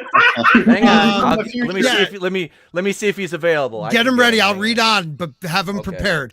Now that we got that out of the way, let's get started because let's go. This Lucasfilm insider claims that they worked on all three of the movies in the Disney Star Wars trilogy: The Force Awakens, The freaking Last Jedi, and The freaking Rise of Skywalker, but noted that they will not disclose who they are. Dun dun dun. According to the leaker, a different cut of J.J. Abrams' Star Wars: The Rise of Palpatine exists in some sort of form, though they note that it is only an assembly cut of what Abrams filmed before reshoots took place. The leaker does admit that it is more closely resembles his original vision. Oh, there he is. There's Finaldeathstar. Yeah. Finaldeathstar. Enter the unfamiliar. Yeah, right there. How dare you? We were stuck on this article yesterday for an hour and a half, Yeah, I think it was about an hour and a half. Yeah, we went all in yesterday on this one, and I went off. I hope time. you will save some because I want to hear what you guys have to say when we get to some points. Much like the longer requested, recently released Schneider Cut, J.J. Abrams Star Wars Rise Cut's running time is somewhere close to 4 hours in length. Whatever. Yeah, okay, and features a plethora. What is a plethora? It's a veritable cornucopia. No, have you? What is a plethora, Hefe? It's a smorgasbord. Okay. It is just shy of a metric ass load. Please, does anybody know what movie I'm quoting though? What Yes, is a Three plethora, Hefe? Amigos. Yes, thank you. Dun, dun, dun. Absolutely. Of scenes not found in the theatrical cut. We know that Abrams directed The Force Awakens, then stepped down for Disney's sequel trilogy. At that point, the great Rian Johnson went on to direct The Last Temptation of the Jedi, and Abrams finally returned to direct The Rise of Palpatine.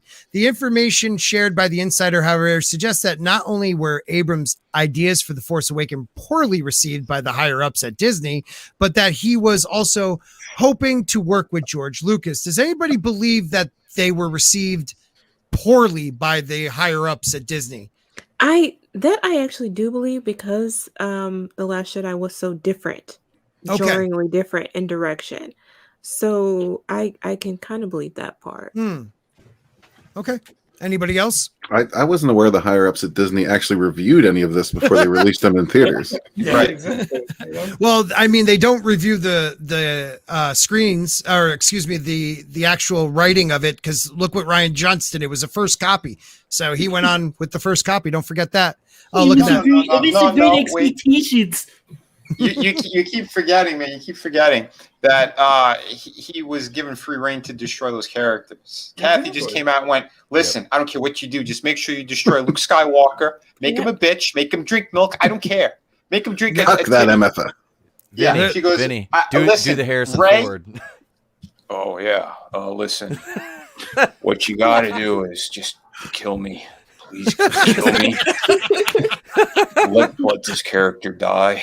Put it in a museum. I don't care. I'm done. That's fantastic, man. That was perfect. All right.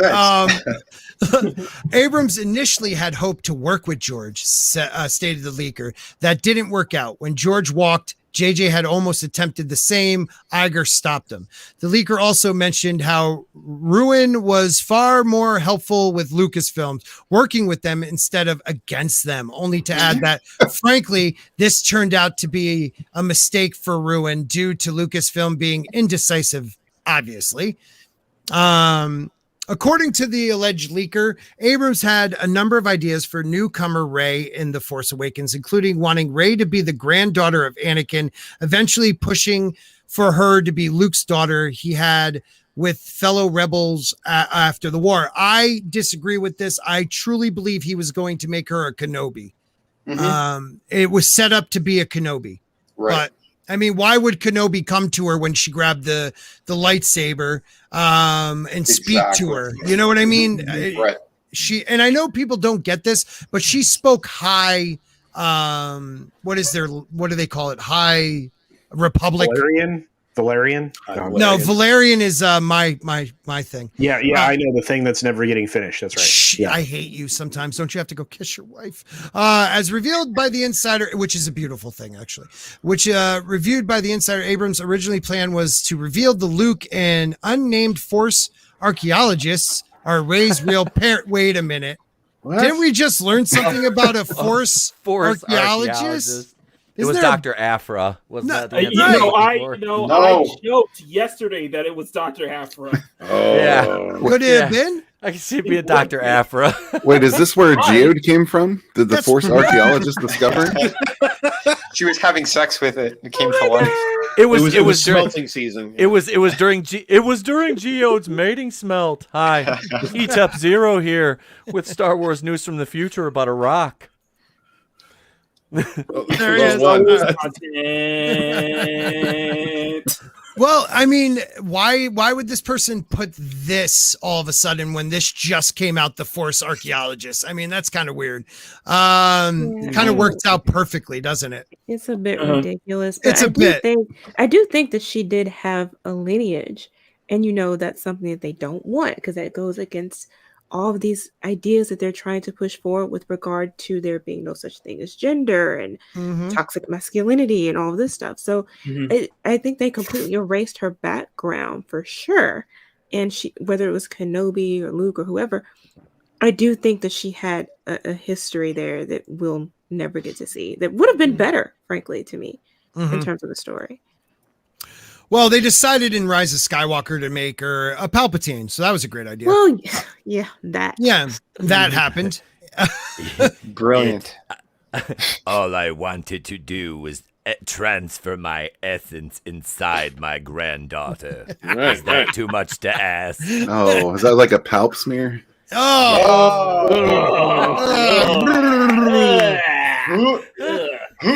Abrams Cut would have also seen Rey and Kylo's story being more tragic than initially seen in the theatrical cut. You know, because no makeout scene. Only he died. Would she die? Okay, so this is because the part she should have where died. Yeah. Well, here's the thing, Jay. There was an article, like I think it was like last week, that was talking about, that was trying to defend Rey's force healing and how her force healing made Kylo, like, it take the dark side out of Kylo. It made him the dark side away. God. Have you ever heard that before, Jeff? In anything Star Wars related, that a healing power from the Force can take away the dark side? No. Yeah, that's the new one. Dumb. Yeah, Screen Rant was making an article trying to justify that. And of course, Screen Rant was. Yeah, please check out Saturday's show. Go ahead, Etep. No, I was just gonna say Screen Rant. You know, the same asshats that 2 hours after Chadwick Boseman had passed away were like, "Who's gonna replace Chadwick Boseman as Black Panther?" Read on. It's like, are you what do you people do? Like, what is it exactly that you do at Screen Rant? Because it isn't journalism. Nothing is coherent. Like, their articles are just fun. They're like almost as fun to bat around as like the Mary Sue cat ladies. You know what I mean? Like, all those future cat ladies over at the Mary Sue, just like they write pieces that are just like ripe for the picking for parody, because it's not real journalism. It's a piss poor excuse for journalism with no structure, no goal in mind for an article other than just speculation most of the time. I mean, and that's what it boils down to. And ETIP has gotten so ridiculous. It didn't a Babylon Bee article get picked up for like a day? Yes. And someone ran with as a real story. Yes. Because it seems like it's all satire now. The news is so tragically bad. If anybody, and I'm not trying to get political, but if anybody keeps an eye on Project Veritas, they'll see what CNN admitted to. The news is BS, man. Everything we learn is what they want us to learn. And that goes on both sides. So let's read on to this tragic relationship. Kylo and Rey's relationship was more tragic, claims the leaker. Every time I hear leaker, I think of somebody in Depends. Is that akin to a dumper? They should go to a doctor for that. Steven? That's why I left the project. Steven understands. He even understands leaking and dumping. You know, with the coffee stuff. Yeah, that's true. And you can't with that too large. much Chipotle's. Culture understands leaking as a large prostate. When you get older, you've got to take care of yourself, brother. I have that problem, bro. Get checked every year. Every year, just some gel, 2 fingers. Yeah, and make sure you find a doctor with small hands. Rey, that's just the guy behind the pizzeria. Yeah. Don't trust anybody on the street because they don't get a dwarf. Treat you nice. Rey wanted to. Steven, talking about dwarfs. Rey wanted to put him out of his misery, and Kylo wanting to be free. Backing up to this, claimed leaker added, Abrams had seen Kylo as a tragic villain and wanted to tell a dark what-if story to the redemption of Vader. Ben Solo would have always been redeemed, but only through death. Kylo Ren does meet his fate at the end of Rise of Palpatine, though one could argue that his redemption came before he took off to face the Emperor, when he realized he was still Ben Solo and that there was good inside of him because he was healed by Rey, and she was the one that healed him. Hallelujah. So they're basically taking away his agency as a human being to make choices. I cannot with this entire story. It would have made a whole lot more sense if his redemption came from his in fact falling in love with her, but then losing her due to his actions. Like Right. that would have Right. made more sense, and you would have had a Skywalker win over Palpatine. Boom. End of the story. But Yeah. he would have been the star and not her, and that's what they didn't want. Thank you, Kathy. You Look at how they dumbed every other actress in the movie down aesthetically and screen time, everything. You had Kerry Russell as Zori Bliss, who, I mean, I'm not giving this movie any credit, but the character itself could have been kind of interesting because she did have a little bit of a backstory with Poe, who Poe is another one. You set up Poe to be the new Han Solo. Well, I mean, not Han Solo, but a generic, dollar store. Can we have Han Solo? We have Han Solo at home and Poe's the Han Solo at home kind of thing. But I mean, they could have at least given him some depth and a little more,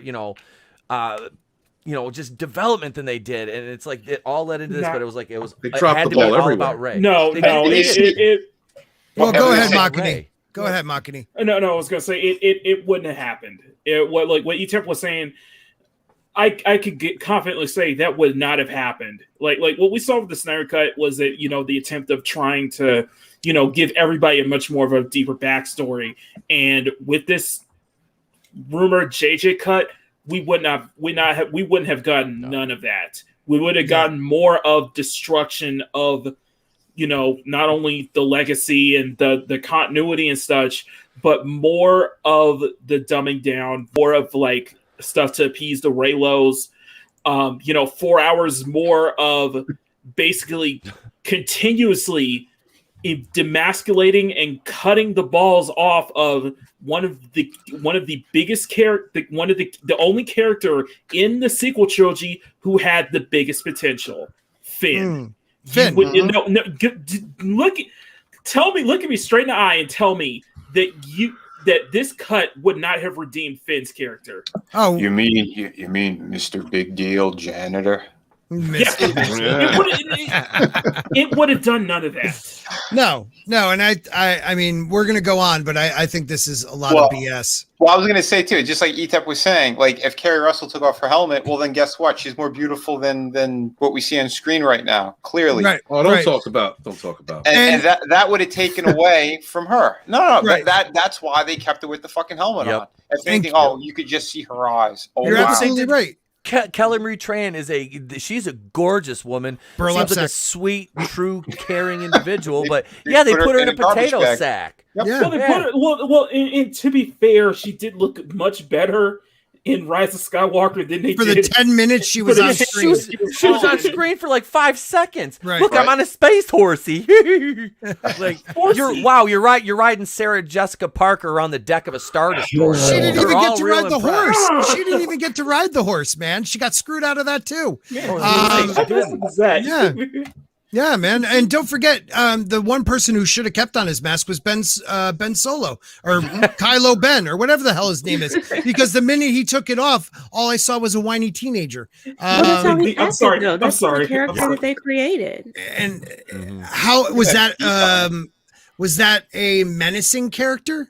No, Oh. that was But not a he basic could have character. been. Like there was potential there, but they had him lose Jayne! every fight. Jayne, he spends in the first half of The Last Jedi. He's in the freaking elevator, throwing a freaking tantrum, throwing his helmet and all over the place. Yep. Someone please explain to me how that is a tragic character. That's Explain a to me. petulant. That's a When he's petulant throwing a child. That is. And they could have used that though. I don't know. They could have used a petulant.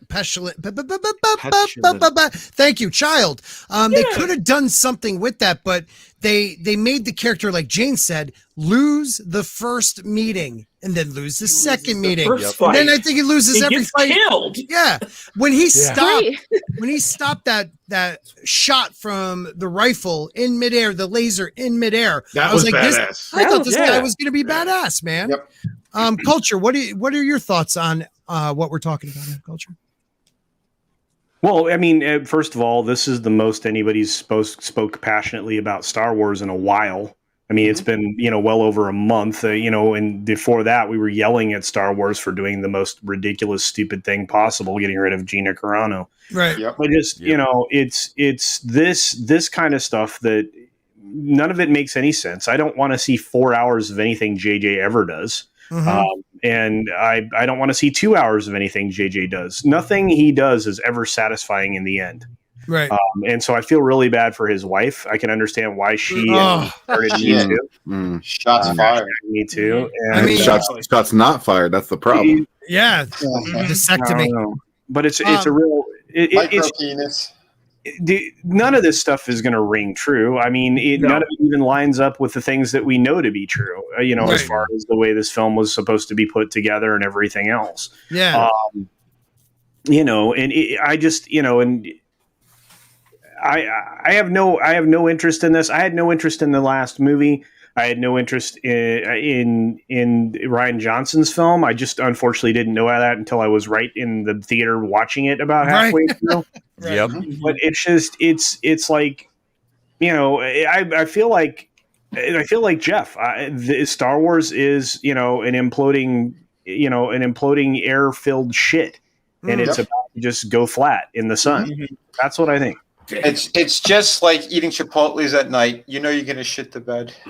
That's what they did. What do you Amber I was Heard? just about to say that. A lot of Arby's too. It's just like a lot of hope. Everybody's hopes were dashed. Mine was at The Last Jedi, and I want to thank Jeff for anything else. I want to thank Jeff for basically convincing me that retroactively I hate The Force Awakens more as time goes on. Well, right, Jeff. Well, let me say that, Jeff. You are one of the people that. So I don't know about anybody else, but I am like the only sci-fi fantasy fan in my family. Among a lot of my friends, they're kind of like normies when it came to it, and You're the only nerd? I'm the only nerd, and they all loved it. They all loved that, and I was like, "There's something wrong with this. Like, it's a new hope, but crappier." When you came out and started talking about it, I think you helped a lot of us get over that hump of holy shit, this movie sucked. That I'll still say that is the biggest slap in the face as a Star Wars fan I ever received. I know The Last Jedi is a shittier film, but The Force Awakens is the one that opened the door for all the stupidity, and a lot of people let it just happen because Star Wars was back. And that was one of those situations where I felt like I was in the Twilight Zone. Like I was the crazy guy. Everyone's like, what's your problem? What's your problem? And it's like, it's this fucking movie. It's terrible. Nobody wants to look at it and see it. Oh, it's so great. It's so wonderful. Like, that's what the first page of the comic is, me coming out of the fucking theater upset. Like, I hate The Force Awakens with a passion.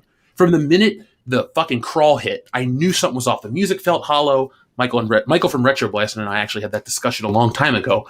But just every moment, I watched Star Wars become a parody of itself.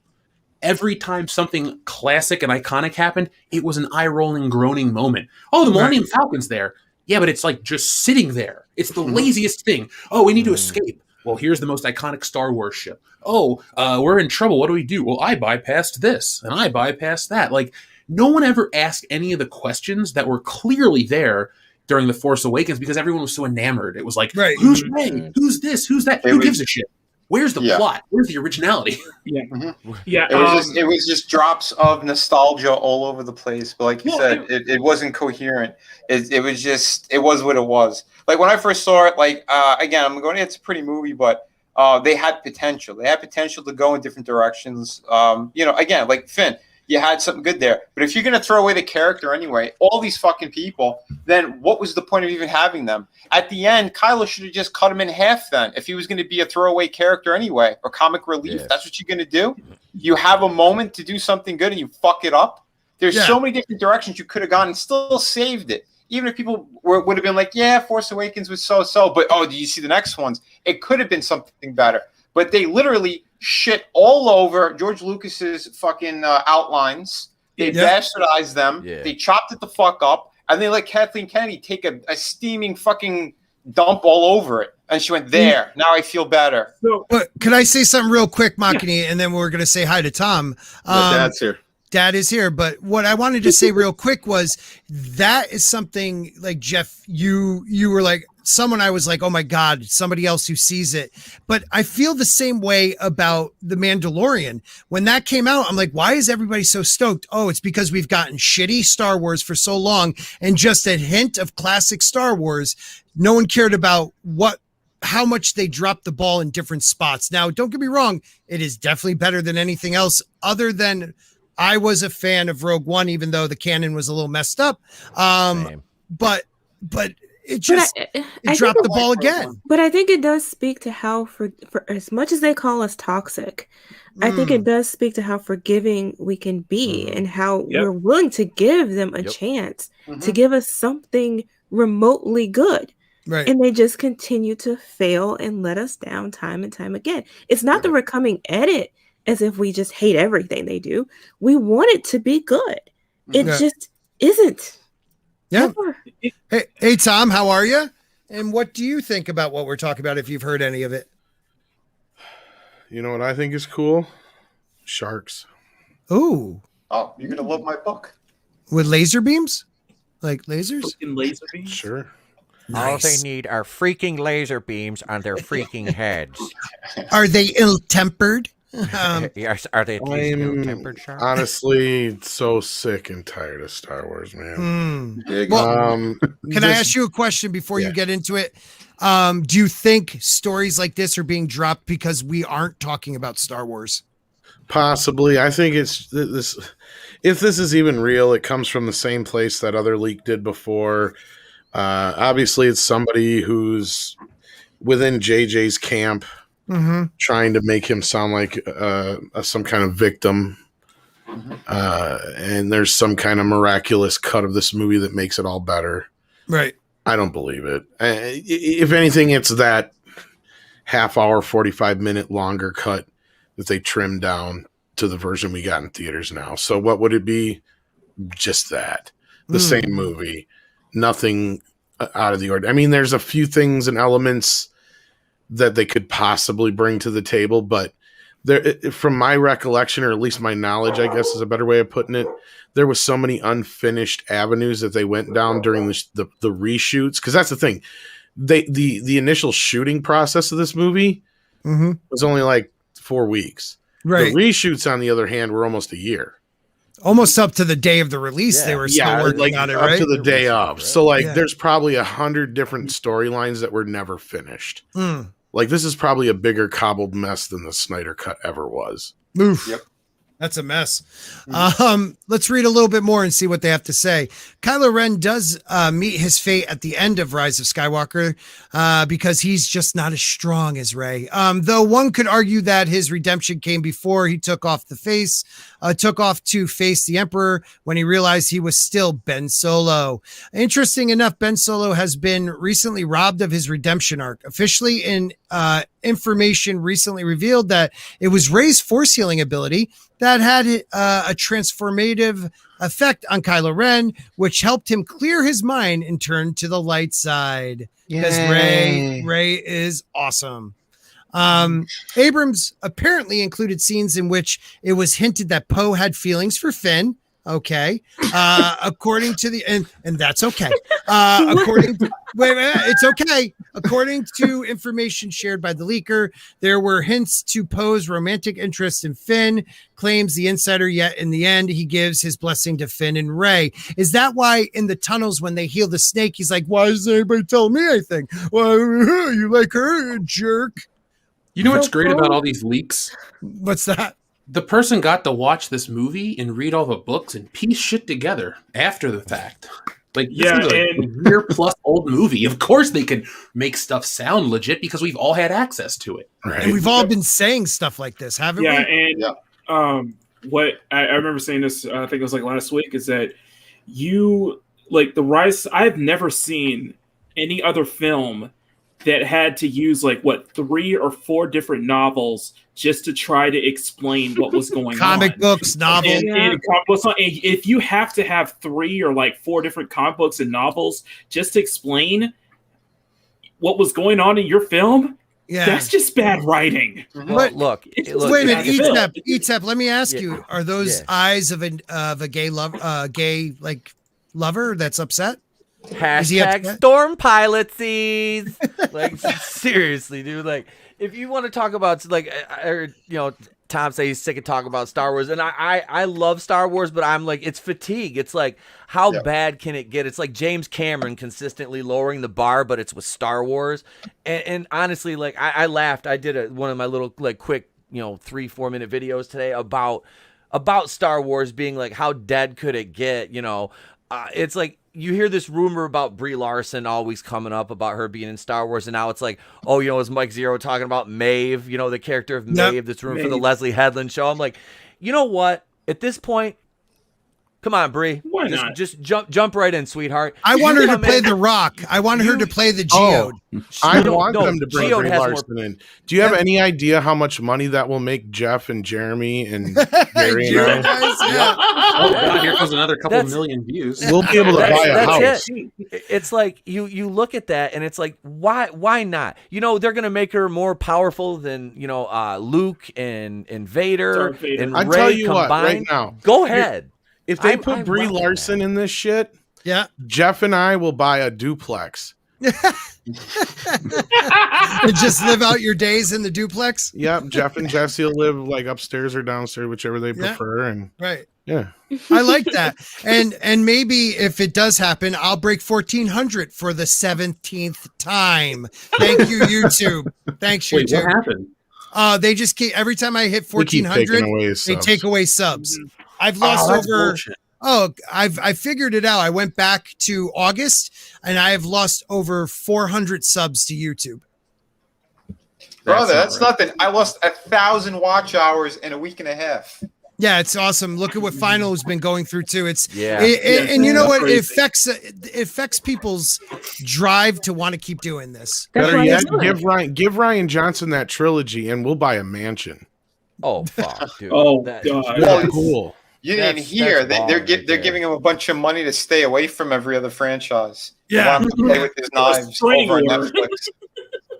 Oh my God! Well, let's read on. Another Mr. Big Deal. At this point, they might as well go all out. That's where I'm at. Yeah, just go for it. That's I said, man. Having Brie Larson in, hell, find any other uncharismatic, just morons you can bring in, just knuckle dragging mouth Rose breathers. Tico series. Dude, let's do a Rose Tico trilogy. I'll direct that shit. From Ryan Johnson.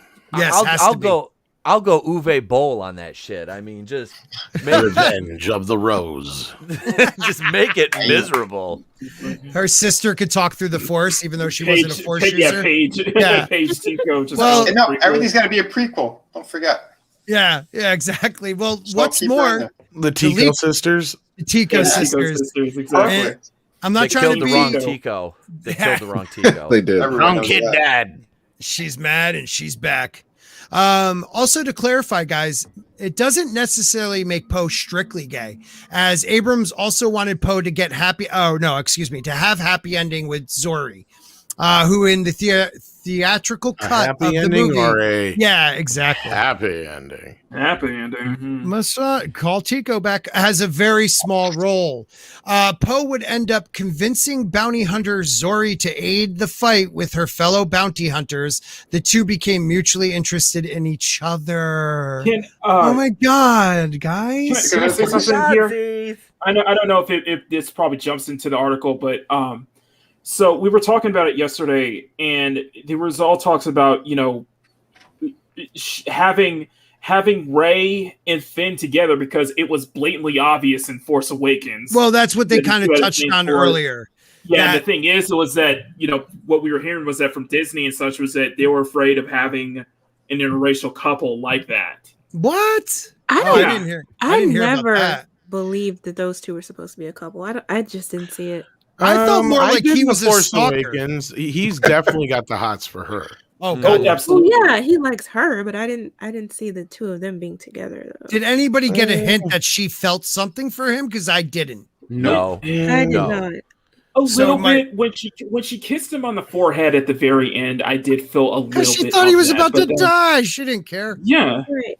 Regardless, though, it's just funny that you bring up the whole like they were afraid of interracial couple, because I would believe that. Yeah. Mm-hmm. They like to play like they're all about diversity and inclusion and doing this and that. but there's plenty of times where I can see it that it's just like Fantastic Four is a great example. Why else would you have one be adopted? Because you can't have a mixed race couple in the lead. Right. Wow. Well, it's also it's the whole Asian market. They hate seeing that stuff. That's why they took Finn out of the movie posters and stuff. I did some stuff and I work behind the scenes and that's why I give Sonic props, man. They did it and didn't even give a shit. Didn't call attention to it. You didn't even notice China, it. but it's also their projection of their own racism on American. Of course, audience yeah. as well. It's not just China. They know exactly what they're doing. Yeah, Disney's happy to do it because they're bending over for China 24/7. That's why Bob Iger did what he did. He's the mediator for fucking China. What does that tell you? All I just want to say is I'd like to thank our sponsor, the CCP, tonight. Yeah, no, I agree with you guys. We allow. Do they have very immense penises? Well, after the China #1. After the year do I have to go get the hat?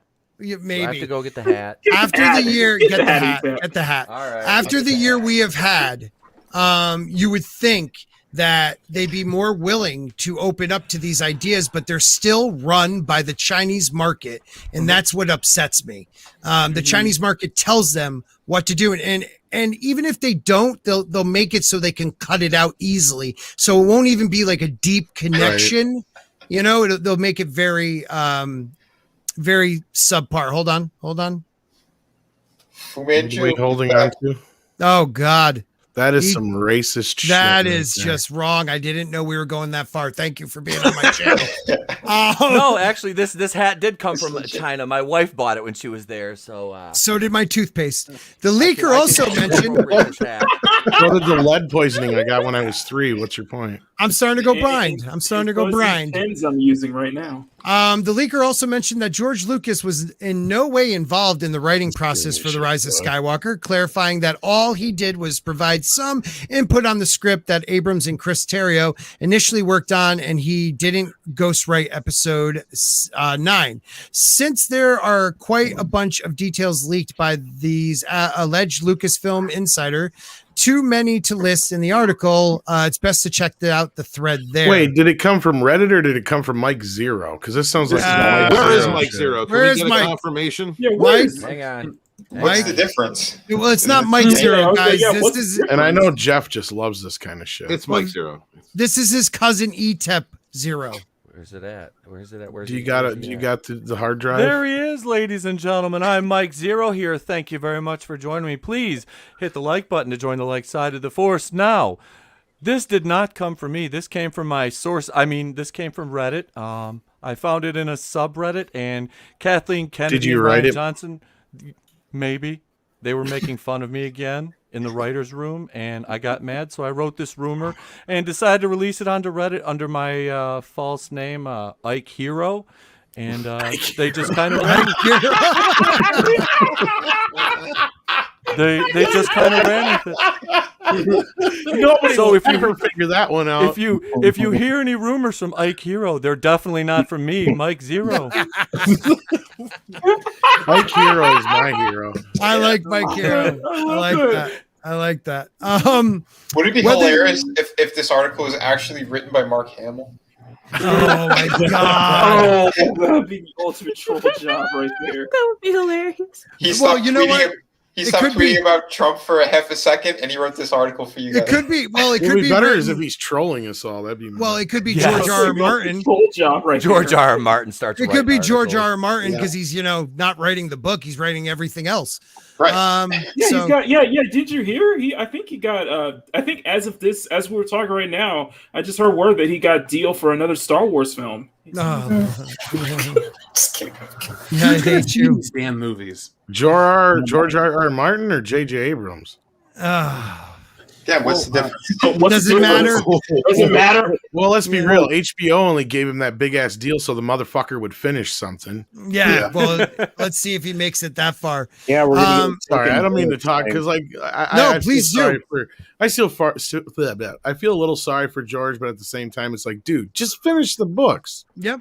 Just, you know why he's afraid to do it now? Because the ending of the show was so bad, and that's what he was going to pretty much do anyway. They were Right. working off his notes. Right. So now he's screwed. He's like, well, what the fuck do I do? You know?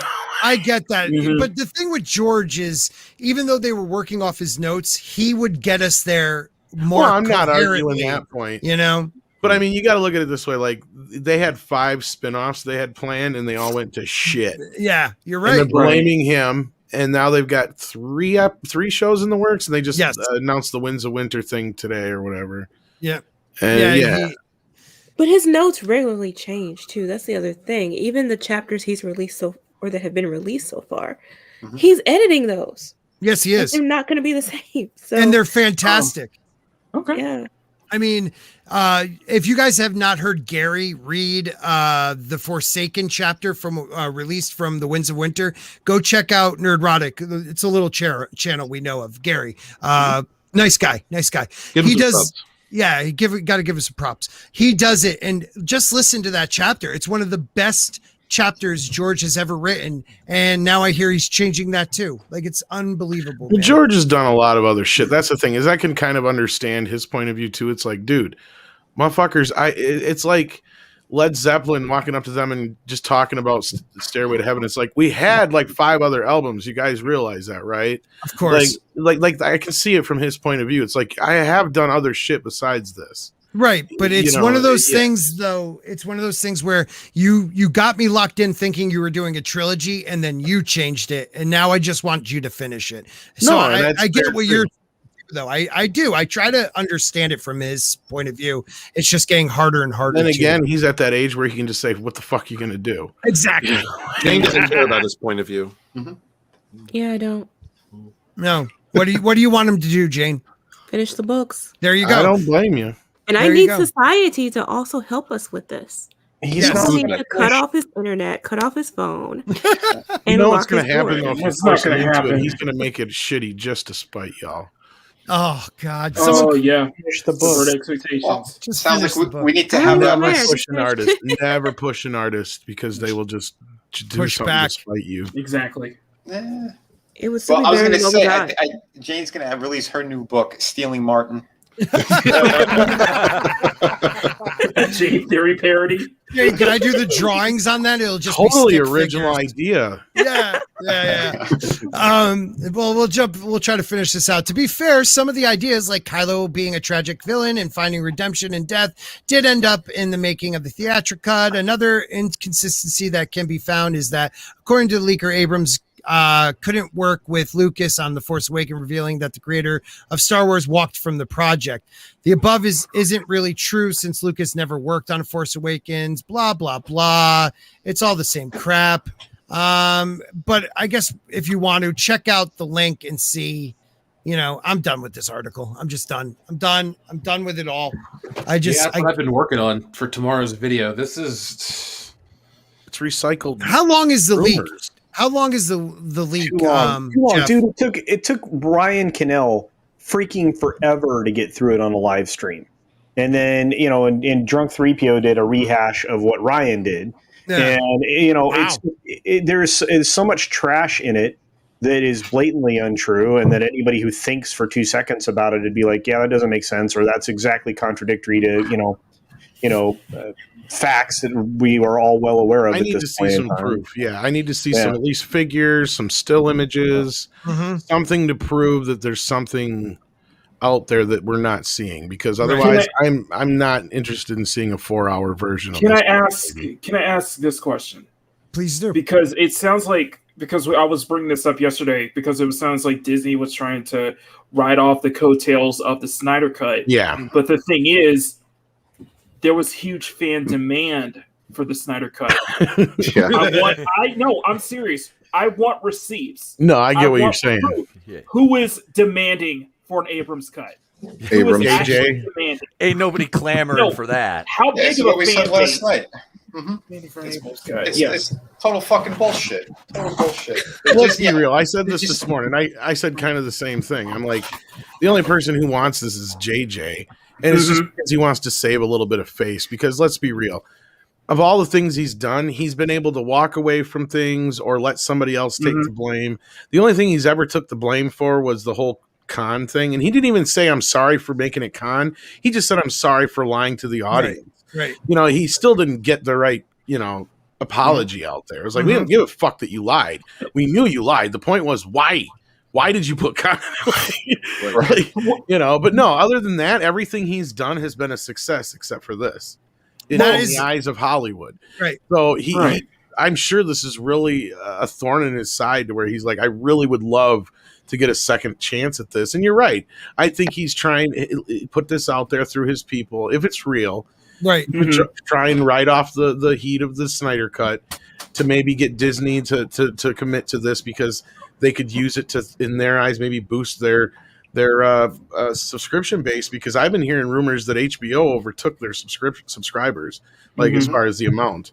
After Godzilla versus Kong, not by much, but by a little bit, I guess. So right, and how much you guys want to bet that, you know, considering that Abrams likes to keep his hands clean off any disasters, that he's going to walk away scot-free with this upcoming Superman project. Right. Well, that's why I think this shit is coming out like that, because he wants hype going around. His name is popping up for the Superman thing. Snyder overtook it because most people enjoyed the Snyder Cut. And he's like, oh shit, that means that my Superman might not happen. I need to push harder. We need to get my name out there. What can we do? Oh yeah, I'm going to fix Star Wars. You know? Right. It's Good luck, buddy. Yeah. Good luck. Well, I don't know. It is one of those things where hearing you say that, Tom, it does sound like something he would leak out there. He's pushing, like, he thinks this is, again, the perfect storm for him to get his movie that may be on the cutting room floor, may not be on the cutting room floor. Well, when was the last time we heard these similar rumors? Right around the time of the Snyder Cut last year. Yeah. Yeah. What do you think, Culture?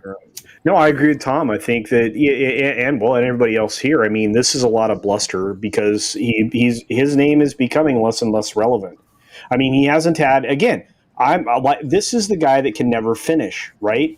He's that dude with the erection that can't finish. So nobody gets blasted in the face. It's not what you want on a set, right? And it's just he's not a good creator. He might be an okay director. He might be a very good producer, but creatively he doesn't have it. And I think that I don't know that he could take anything that was left on the cutting room floor that Tom was talking about and give us 4 hours of something that's, comprehensible. I mean, unless it's like the Mike Smith. What was that? Is that the guy's name? Oh, Matt Smith. Or Matt Smith. Yeah, unless Smith. it's like the Matt Doctor Smith / Mark Hamill cut, I don't care. Yeah, there's supposedly a bunch of Mark Hamill on the. I would cutting love room to see floor, Matt Smith too.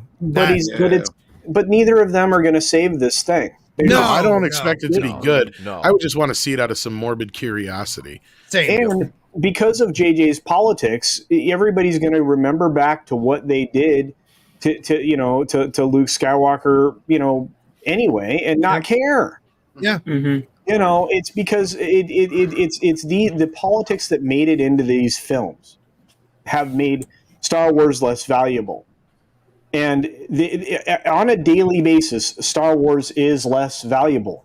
Yesterday, it was more valuable than it is today. And tomorrow, it will be less valuable than it is today. That's the path for Star Wars right now because of what they did. Each and every person that wakes up to the fact that everything that they're getting out of Lucasfilm and out of Disney, I mean, I'm sorry, everything out of Disney, even the Marvel stuff that people are like, ooh, Captain Winter Soldier, Bolshevik. Yeah, that thing sucks balls.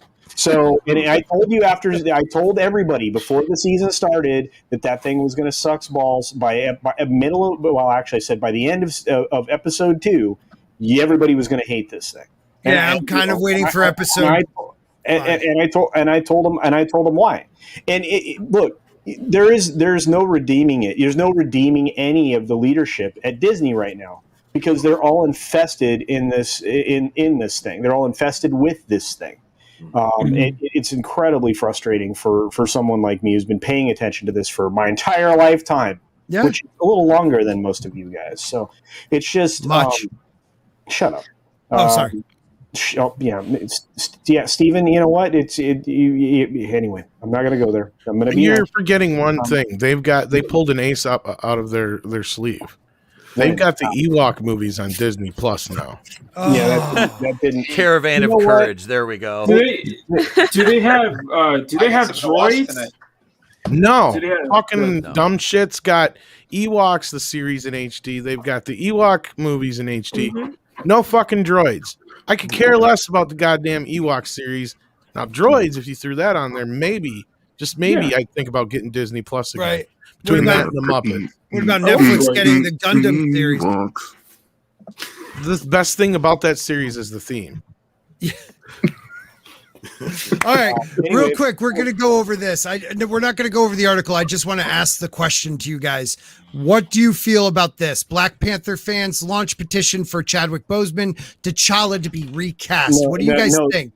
No fans launched this. No, that's what I was wondering. No fans are involved in this whatsoever. This is a bunch of shit. And nobody. Here's the thing. You know what you do with Black Panther? You put him away for 15 years. That's what you do. Not even. You could put him away for 5 and change who he is. Black Panther doesn't have to be T'Challa. You racist. You guys want to throw him in jail? Horrible. Spoken by the white supremacists. Well, look at this. You guys are unbelievable. Put him away for 15. You guys are not seeing the potential here. We could have had Black Panther killed by a cop off screen between movies. Oh damn! Oh god! Oh god! That might still be coming in. That might still be coming in the last episode of Winter Soldier. I mean, that's practically how his father was killed. What was that, Jayne? That's practically how his father was killed. Yeah. Yeah. Mm-hmm. You got a point. You got a valid point. I just don't think anybody. There is not one sane person on this planet, and I'm curious if anybody disagrees with me that wants this. You know, and like I said, you give this character, especially the man who played this character, the respect that you give a Christopher Reeve, right? Because you put Superman away for a little while, right? You just put him away. Nobody else is going to be able to play this character for a little bit, right? Right. And that's what you do. You know, I don't see anybody else in that role, and I think that creating a female version of that is not going to bring in an audience anymore. The 100-pound Surrey won't bring. Nobody's going to buy this. First of all, that the bloom is off the rose when it comes to doing that kind of thing She's anymore. Got chunky tennis shoes. Well, I guess I guess I'm wrong. He's hip. Well, who else? Anybody else? I don't think. I don't think 15 years. I would be fine with 5 because there is an actor that I would love to take over that role. Malachi Kirby. He's just too young right now. Let him age up a little bit. It'll be perfect timing. That would be great. I'm kind of with culture, but going closer to Jayne with just wait a little while. I've already given the perfect solution to this. Just let the MCU play out. You don't kill him. You don't make Siri the next Black Panther in quotations necessarily right away. You wait a little while, then you can. But all you do is you say that T'Challa had to take on, the duties of being a king now because his father's gone and all that kind of stuff. You just use footage from Civil War and stuff where he's talking on, the podium on the news. You just have him pop up in the background from time to time. You say he's obviously too busy. Then eventually you bring in what's-her-face to take over because somebody's got to be Black Panther at some point. You pay respect to the character that way. You don't kill him within the universe. He's still there. He's still a presence. He may not get to interact with the other actors, but every once in a while you get to see him on the screen in the background and it says, T'Challa, King T'Challa managed to, get Middle East world peace or some shit. You know what I mean? That's all. Yeah, good idea, Tom. Yeah, unifying Africa. Exactly. Him out there doing what his dad was doing, basically. Right. Yeah. And if you need to pull him out for a special event or something, a big fight thing or whatever, as again one of those kind of this is our ace card, whatever. Just our trump card. We pull him out. Have him save the fucking day, whatever, but he stays in costume because he's done it in the books too. He doesn't always have to take off his helmet, That's right? another point too. Yeah, you can just have him never take the mask off. And But that's the problem with Marvel has the thing where. Oh, I'm sorry, Coulter. Go ahead, bro. No, I was just going to say that's the problem with the MCU is they're so fascinated with people removing their headgear. That's what I was because gonna they want to showcase their artists. Right. Yeah. You know, and I'm like, okay, well, if you cast Fred and Barney, nobody would know the difference if you just left the freaking mask on them, right? You know, and I understand you want to bring drama to the planet, but you don't even have to do it. You can have a character that never wants to take his mask off. Yeah. Right. And I mean, if you can have a pile of rocks in freaking Guardians of the Galaxy, you know, as a character in your films, you know, or a tree, I'm sorry, you know, you don't necessarily, you know, what you don't see is Vin Diesel's face in the tree. You know? Right. Yeah. Right. Yeah. That might turn Steven off. Family. It's all family. It's all family. Hey, new Fast and Furious coming out soon. All right. I We're gonna wrap this up. We're gonna wrap it up. Makani, last word on it. Yeah. Pretty much what Tom was saying, and I'm pretty okay with having another character take the mantle. I'm totally fine with that now. Mhm. But I think go with what Tom was saying, which is kind of have, you know, T'Challa in the background as kind of throughout the MCU, he's doing his own thing. It's kind of like subtle things here and there. Let the kind of, because it's still fresh in everyone's mind. Let the sequel, let it sit for a couple years. Let it sit for a couple years, and then until, you know, the time's ready that we can introduce maybe someone else that, like, maybe something where you can have it set up to where, you know, T'Challa, he appoints someone else to take the mantle. It doesn't have to be like a visual representation of It doesn't even have to be on screen. It doesn't have to be on screen, but definitely something. Maybe I wouldn't say like a throwaway line, but something kind of like that in that kind of sense, where they do flesh out to say, yeah, at some point he did say like an event is happening, but that's something kind of happened that goes on in the background, that there's talks about another Black Panther, and T'Challa just kind of, you know, passing the torch basically while he is still, you know, doing his king duties. Let me ask this question, and we're going to finish here. Jeff, what do you think? It's hard to care about Black Panther anymore because the people that made it made such a big deal of it, but it's been, 3 years now? And I know he's passed away. That's not what I'm talking about. But, like, the way Marvel has stretched out a lot of their shit, Black Panther's only been in 2 things. Well, no, take it back. He's been in 4 things. He's been in his own movie and then Avengers and whatever. But, like, he's barely in Endgame. He's barely in Infinity War. People act like a lot of the MCU characters make those movies. He's a very good character in Civil War.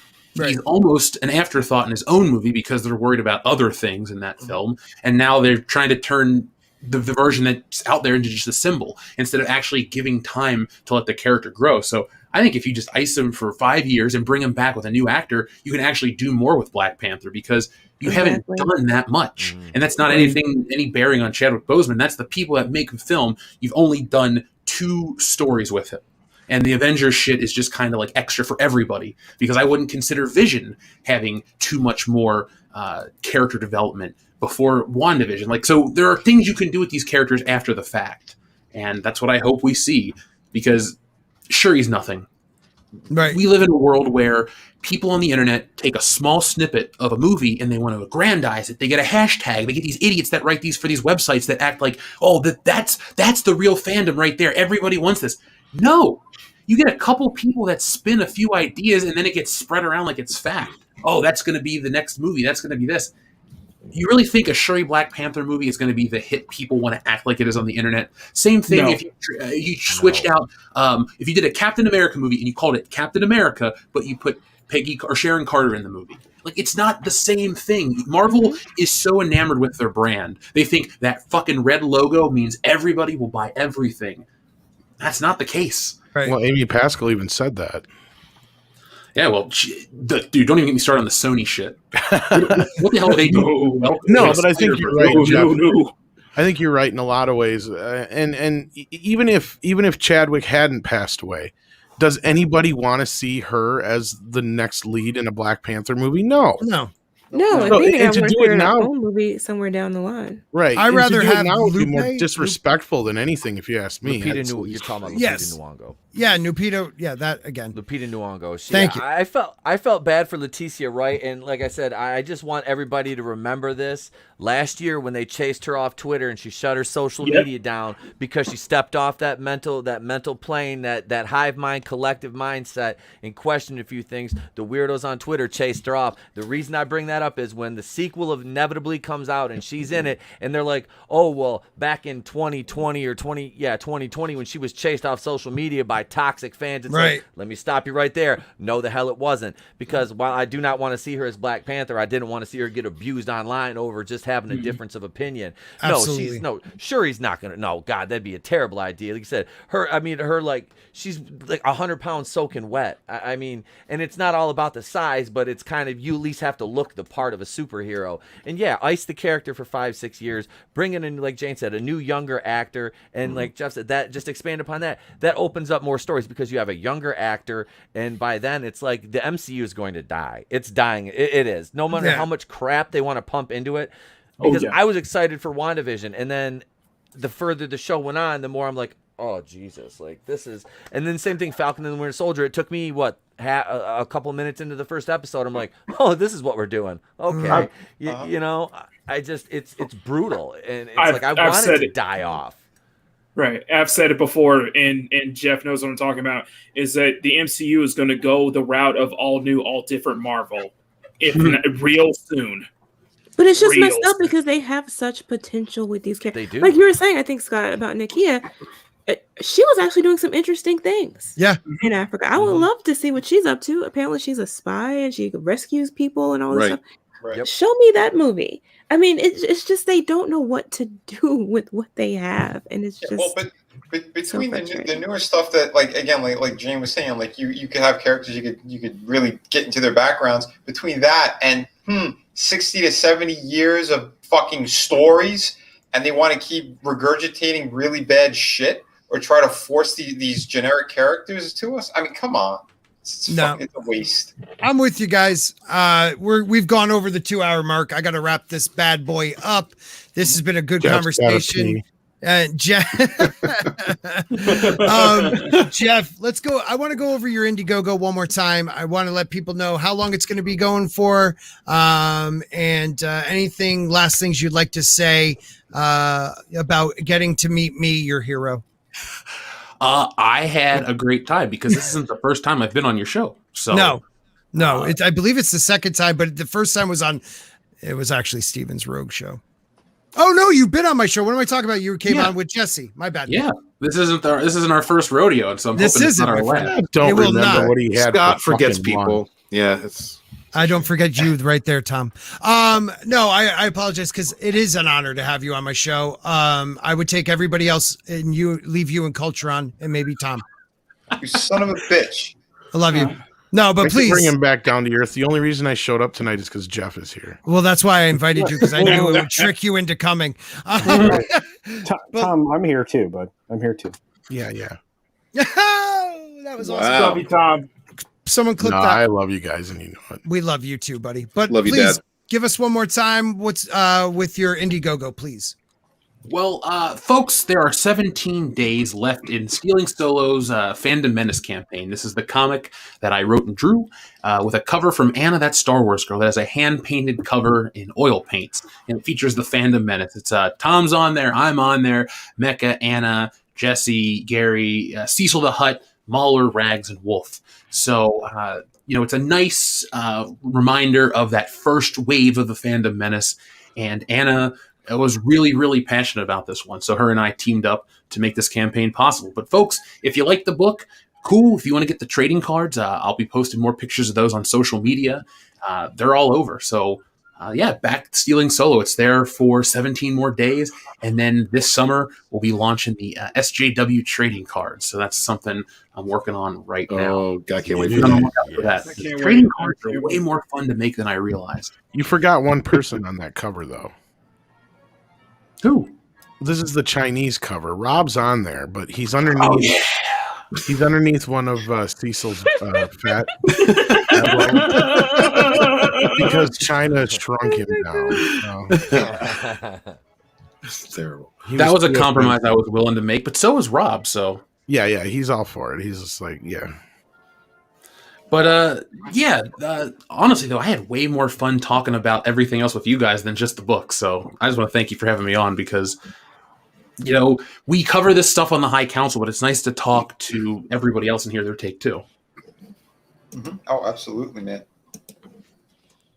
I muted myself. Great stuff. I was letting it go. Yeah, I was just Thanks letting it go, man. Great YouTube, brother. Jeff, if Awesome. you just heard what I said, it was really passionate and emotional. But I want you to know it truly is an honor. It's an honor to have you on my channel. It's always an honor even to have Tom, I guess. But it is. You guys are, to me, first wave. I don't care what Walton says. First wave, you guys motivated us to, come out here and get on YouTube. So it really is your fault that people have to listen to us, and we appreciate it. We really do. Well, they can complain directly to us, worldclassbs@mail.com. So that's a real email address. Yeah, exactly. That's fantastic. Thank you so much. And real quick, I want to go to one of our other Indiegogos, and that is Sunsworn. Give us a little rundown, sir. What do we got going on, Mr. Gaze? Hail, my man. Well, this is the follow-up to the, I'm going to say, hit novel, to inflate my own ego, Sunsworn Edge of Annihilation. This is the comic follow-up to that. It's a graphic novel, 52-plus pages of pure action and adventure. This one, I just kind of went hard-hitting action. Quick story. If you're not familiar with Sunsworn, you can also get Edge of Annihilation as an add-on in this campaign. But this is my answer to actually The Last Jedi. Like we were talking about earlier, people say if you don't like it, make something of your own. So that's what we did here. And Sunsworn is a whole new universe that sprang from somewhere I probably don't have time to go into, but my old role-playing experiences. I just built a whole universe here for you guys. Just space fantasy adventure at its finest. This particular story will take us into on the planet Kavos. There's remnants of a war that was just fought. We're looking at a galaxy in decline here, and they're going to take care of those remnants. 3 of our heroes go to this planet to win back the planet, which is a resource planet for the Astral Union, as well as rescue one of the last surviving disciples of Ul. Scott, are you playing the trailer there? Yes, yes, I am. I'm playing it with just letting it sound. run. No sound, just letting it run. Oh, good, man. Oh, good. So, 3 of our heroes go to this planet to rescue what's remains of the disciples of Ul, and they're trying to rebuild their universe. So that's all part of it. More of that's going to be covered in the second novel, which will be coming next year. But from what I hear, people really received the first novel very well. And I figured, a novel takes a long time to write. So in between, let's do a comic, maybe even 2. We'll see. But I got the greatest talent on earth on this. Nerium is doing the interiors as well as the main cover. Vinny Tardamella is all over this as well. He's got a beautiful cover here. And just getting back to fun escapist entertainment for this science fiction fantasy has always been my passion, because I love fantasy, I love sci-fi, but right in the middle is the sweet spot, and that's what I tried to hit on with this. So this one is actually a little more fantasy flavored than Edge of Annihilation, even. I think so. It's fantastic, man. Thank you. Bro. Thank you so much, guys. The link will be in the chat. Make sure you support these guys. Again, without supporting people like Jeff, people like Red, people like Vinny, even Steven, I guess. It helps. Thanks, you're welcome, cocksucker. It helps our community grow and become a stronger force in our fandom. And maybe someday these movies could be made by someone like Culture Casino and even Steven maybe. But thank you. Mainly culture though. Mainly culture. And last but not least, Shadow of the Kraken by the great Vinny Art. Thank you, brother, man. Yeah, this is campaign number 6. I am the sole creator of this fantastic project. If you guys are into pirates, this has more of like a classic kind of pirate approach, but I do go into some supernatural stuff. The way that I tell stories, I try to be as visceral and real as I can with it. So I'm going to be touching upon things that actually happened back then as well, including the slave trade. But again, those are things that are going to be more like backstories. But this is going to be a crazy adventure. Lots of stuff going on here. We're going to get into the mind frame of these characters as well. Our main character goes from being part of the Royal Navy into piracy. I'm going to show you how and why he does it, what his new rules are.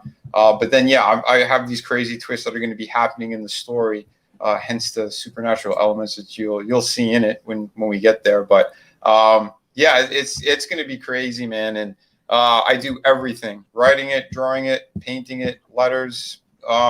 You know the deal, man. All my projects, I put my heart and soul into. My previous one, Through the Woods, Steven got that today, actually. In the mail. That's my hardcover book. And I go above and beyond for fans. I didn't hit 6 figures, but I made damn sure to get a hardcover book on that one.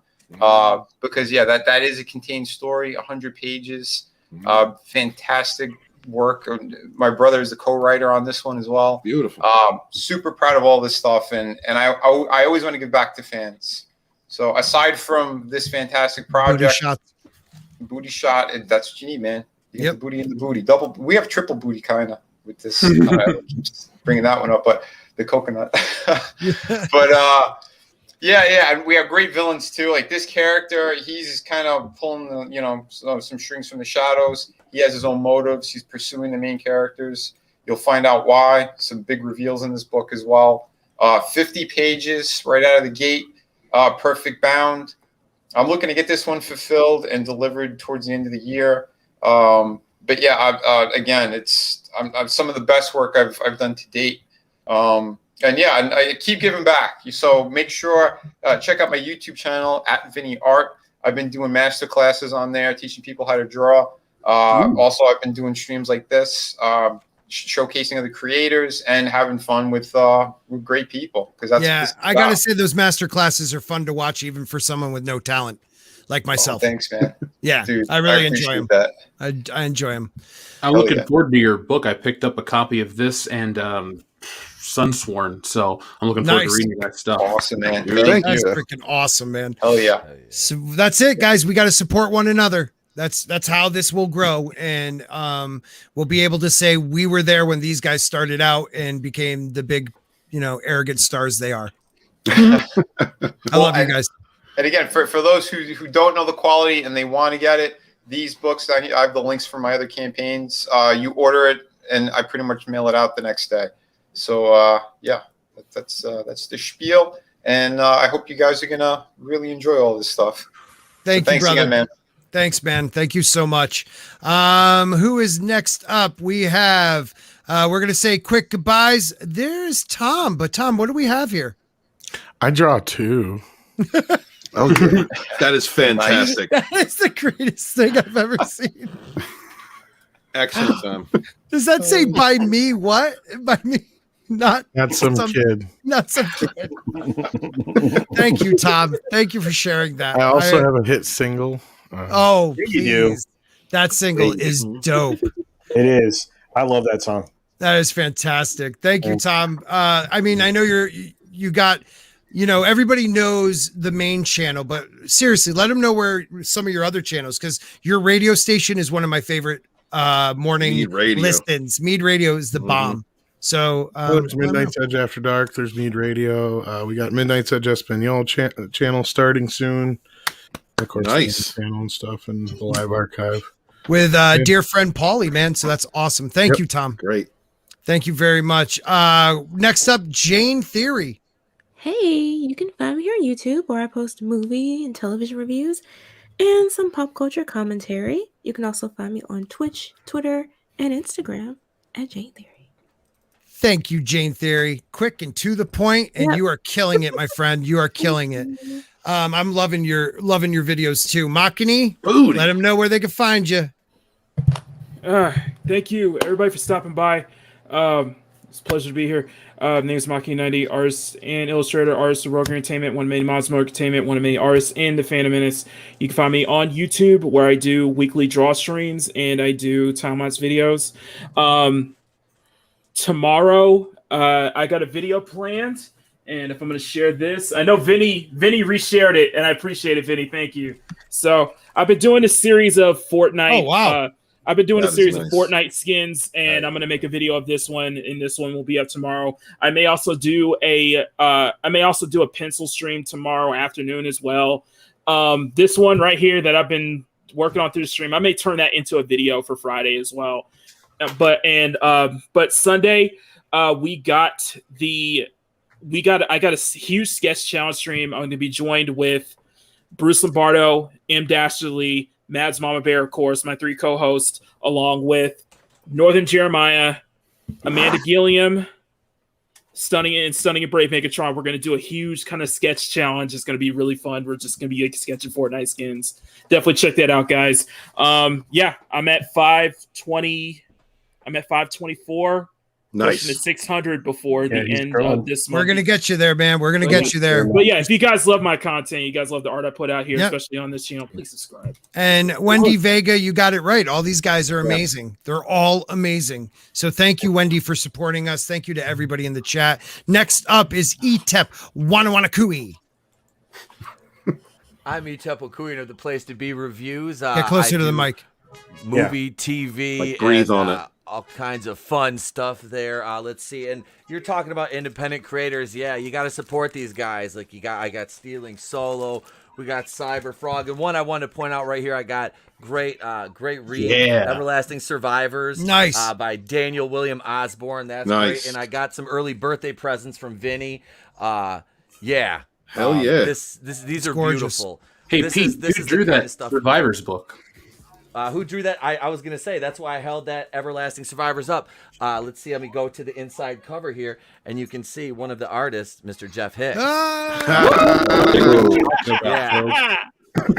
I know some dude named Jeff Hicks. Me too. That's a great name. Great, but I gotta message him later. I appreciate you steering Oz over to me because he was a super cool guy, and that was a really fun book, man. So yeah, support these people, man. In Red Gaze, I'm gonna back your campaign too, brother. You know nice. that. Yeah, I love you, man. I might send you a birthday present too, because now if anyone upped me here. My birthday was in January. This works out well for me. Everything's falling into place. No, really, guys. Thank you. I'm blessed enough to have a wonderful cast on my Monday night shows with Red Gaze and my brother Tony Tone Deaf from the Clown World Review. We do Monday night Going in Raw this Monday. Big show. Jeff will be joining us, and Nick and Kendo. Nick from Echo Base will be stopping by to help me celebrate my 41st birthday. Hey. So we'll be celebrating that Monday night. You'll get a Batwoman review from me Monday morning because I like to punish myself. I'm a masochist. And the 1 minute daily videos, I got a few more in the hopper I'm working on too. My Rogue show will be back next Wednesday. And you got the morning show tomorrow, 9 till 10:30 when I have to go to work at the school with the Cheerins. So yeah, come on over and subscribe. We're at 624 right now. And I'm good on watch hours. I just need the subs, guys. I just need the subs until YouTube decides to take my watch hours and go, hey, I don't think so. But no, really, thank you. It's been fun being on tonight. This has been a wonderful panel, and you're all amazing people. Thanks, brother. Love you, man. Thank you for being here. Man. And You're next amazing. up, the dancer himself, the hair, the lip, Culture Casino. I want to say thank you to both Tom and Jeff for being here this evening. You guys were amazing. We appreciate you so very much. I appreciate you because you allowed me to grow as quickly as I have. I reached 823 subscribers today. So we are growing quickly like a weed. I'm trying to play catch up with Lorena Creole. I think I might get her here pretty soon. Although she can offer something I can't, which is a cheerleading outfit when she hits 2K. Please, you do that too. Nice. Oh my God, you do it. Please, dude. Tease your hair. I'll do it. I will do a hair brushing. Put some bark on your arms. Anyway, check out the channel if you haven't already. Culture Casino. You can get me here. You can get me on Minds. You can get me on Twitter. You can get me on Odyssey. And for enough money, you can get me to direct your film or television project. Other than that, I hope everybody has an amazing evening. Thank you for being here. Wouldn't be here without you. And Thank you, again, thanks to our special guests and to Scott, who actually controlled the cacophony. I didn't do too bad, did I? Yeah, no, you wrangled the voices, and it doesn't hurt when I just mute myself and listen to all the amazing people around me. So I'm very thankful to all of you. And your back voice- all these books. Yeah, Back all these definitely. books. Yes. And your voice is very important. Unlike our next guest, author Stephen Walton. Hey, I want to thank our special host. Thank you so much for having us I am on. special. Hail to the chat. Thank you guys for being here so much. Thank you for supporting all these wonderful channels in the Fandom Menace. In and outside, hashtags not required, man. You just are a fan of something. Come on and show some love. Give your opinion, because that's what this is about. All of us being able to express ourselves and give our opinions. Please back all the wonderful independent creators that we have on this panel. And if you see any more out there, share some love, man. Share out their links. We don't have an industry to support us. We only have each other, and we rise together. I want to say hail to the team. Hail to Jeff. It was nice seeing you again. Tom, Dad, love seeing you. Always, man. Please, guys, be good to each other. And I am author Stephen Walton, the Fandom Menace historian, your historian, born in the chats of the High Council with my brothers and sisters fighting for our modern mythologies. Wash your hands, wash your ass. Be good to each other. Peace. Thank you, brother. Thank you to everybody at coming out tonight. This has been great. I want to thank the chat. I have hit 1,400 subscribers for the 6th time in the last 2 weeks. So thank you, everybody. Let's have a celebration. I'm freaking growing, and I'll Let's let have you a know this. celebration. I am not, this isn't, thank you. I'm not trying to, if I get to 2,000 subscribers, I will wear something. Maybe a cheerleading outfit, maybe not. Maybe I do something, I don't know, like this. I don't know. Maybe. Why? I want some pigtails. Grow back, right? I hate you. Guys, thank you everybody for coming out tonight. Thank you to Tina Bojan, Who Knew, Toxic Man Flu, Jake D, all my followers, Culture. You guys support me. You help me get the new rig, the new setup. I could actually have people on and read and have multiple tabs up. And if it wasn't for you guys, that would not have happened. So thank you guys. This goes out to the rest of my supporters and backers. Don't forget, guys. Back everybody here. Do what you can. Share out their links. Sub to them. Sub to your favorite content creators. Make sure you're still subbed. Jeff, thank you so much for being here. Again, man, it's an honor. It's an honor, and I hope we could do it again soon. Dude, thanks for having me. You're a hell of a host, I gotta say. I've been on a lot of shows and stuff. I even said this to Jesse the first time we were on. I was like, that guy really knows how to host a show. So keep doing what you're doing, dude. You got a great flow and a great format. Wow, man, that means a lot to me because I feel like I can't do it. But I see shit like that keeps us going. And I was about to say I thank Tom too, but I know he'll nail me. He'll nail me on that one. No, Tom, thanks for coming in. All you guys motivate me to keep doing this, so I appreciate it. What? You know who's going to be on hopefully Saturday night or next Wednesday? Bat Tom. Thanks, everybody. Have a great night. I want to hear Bat Tom. Wonder Woman's got a beard. What the fuck? Wash your ass.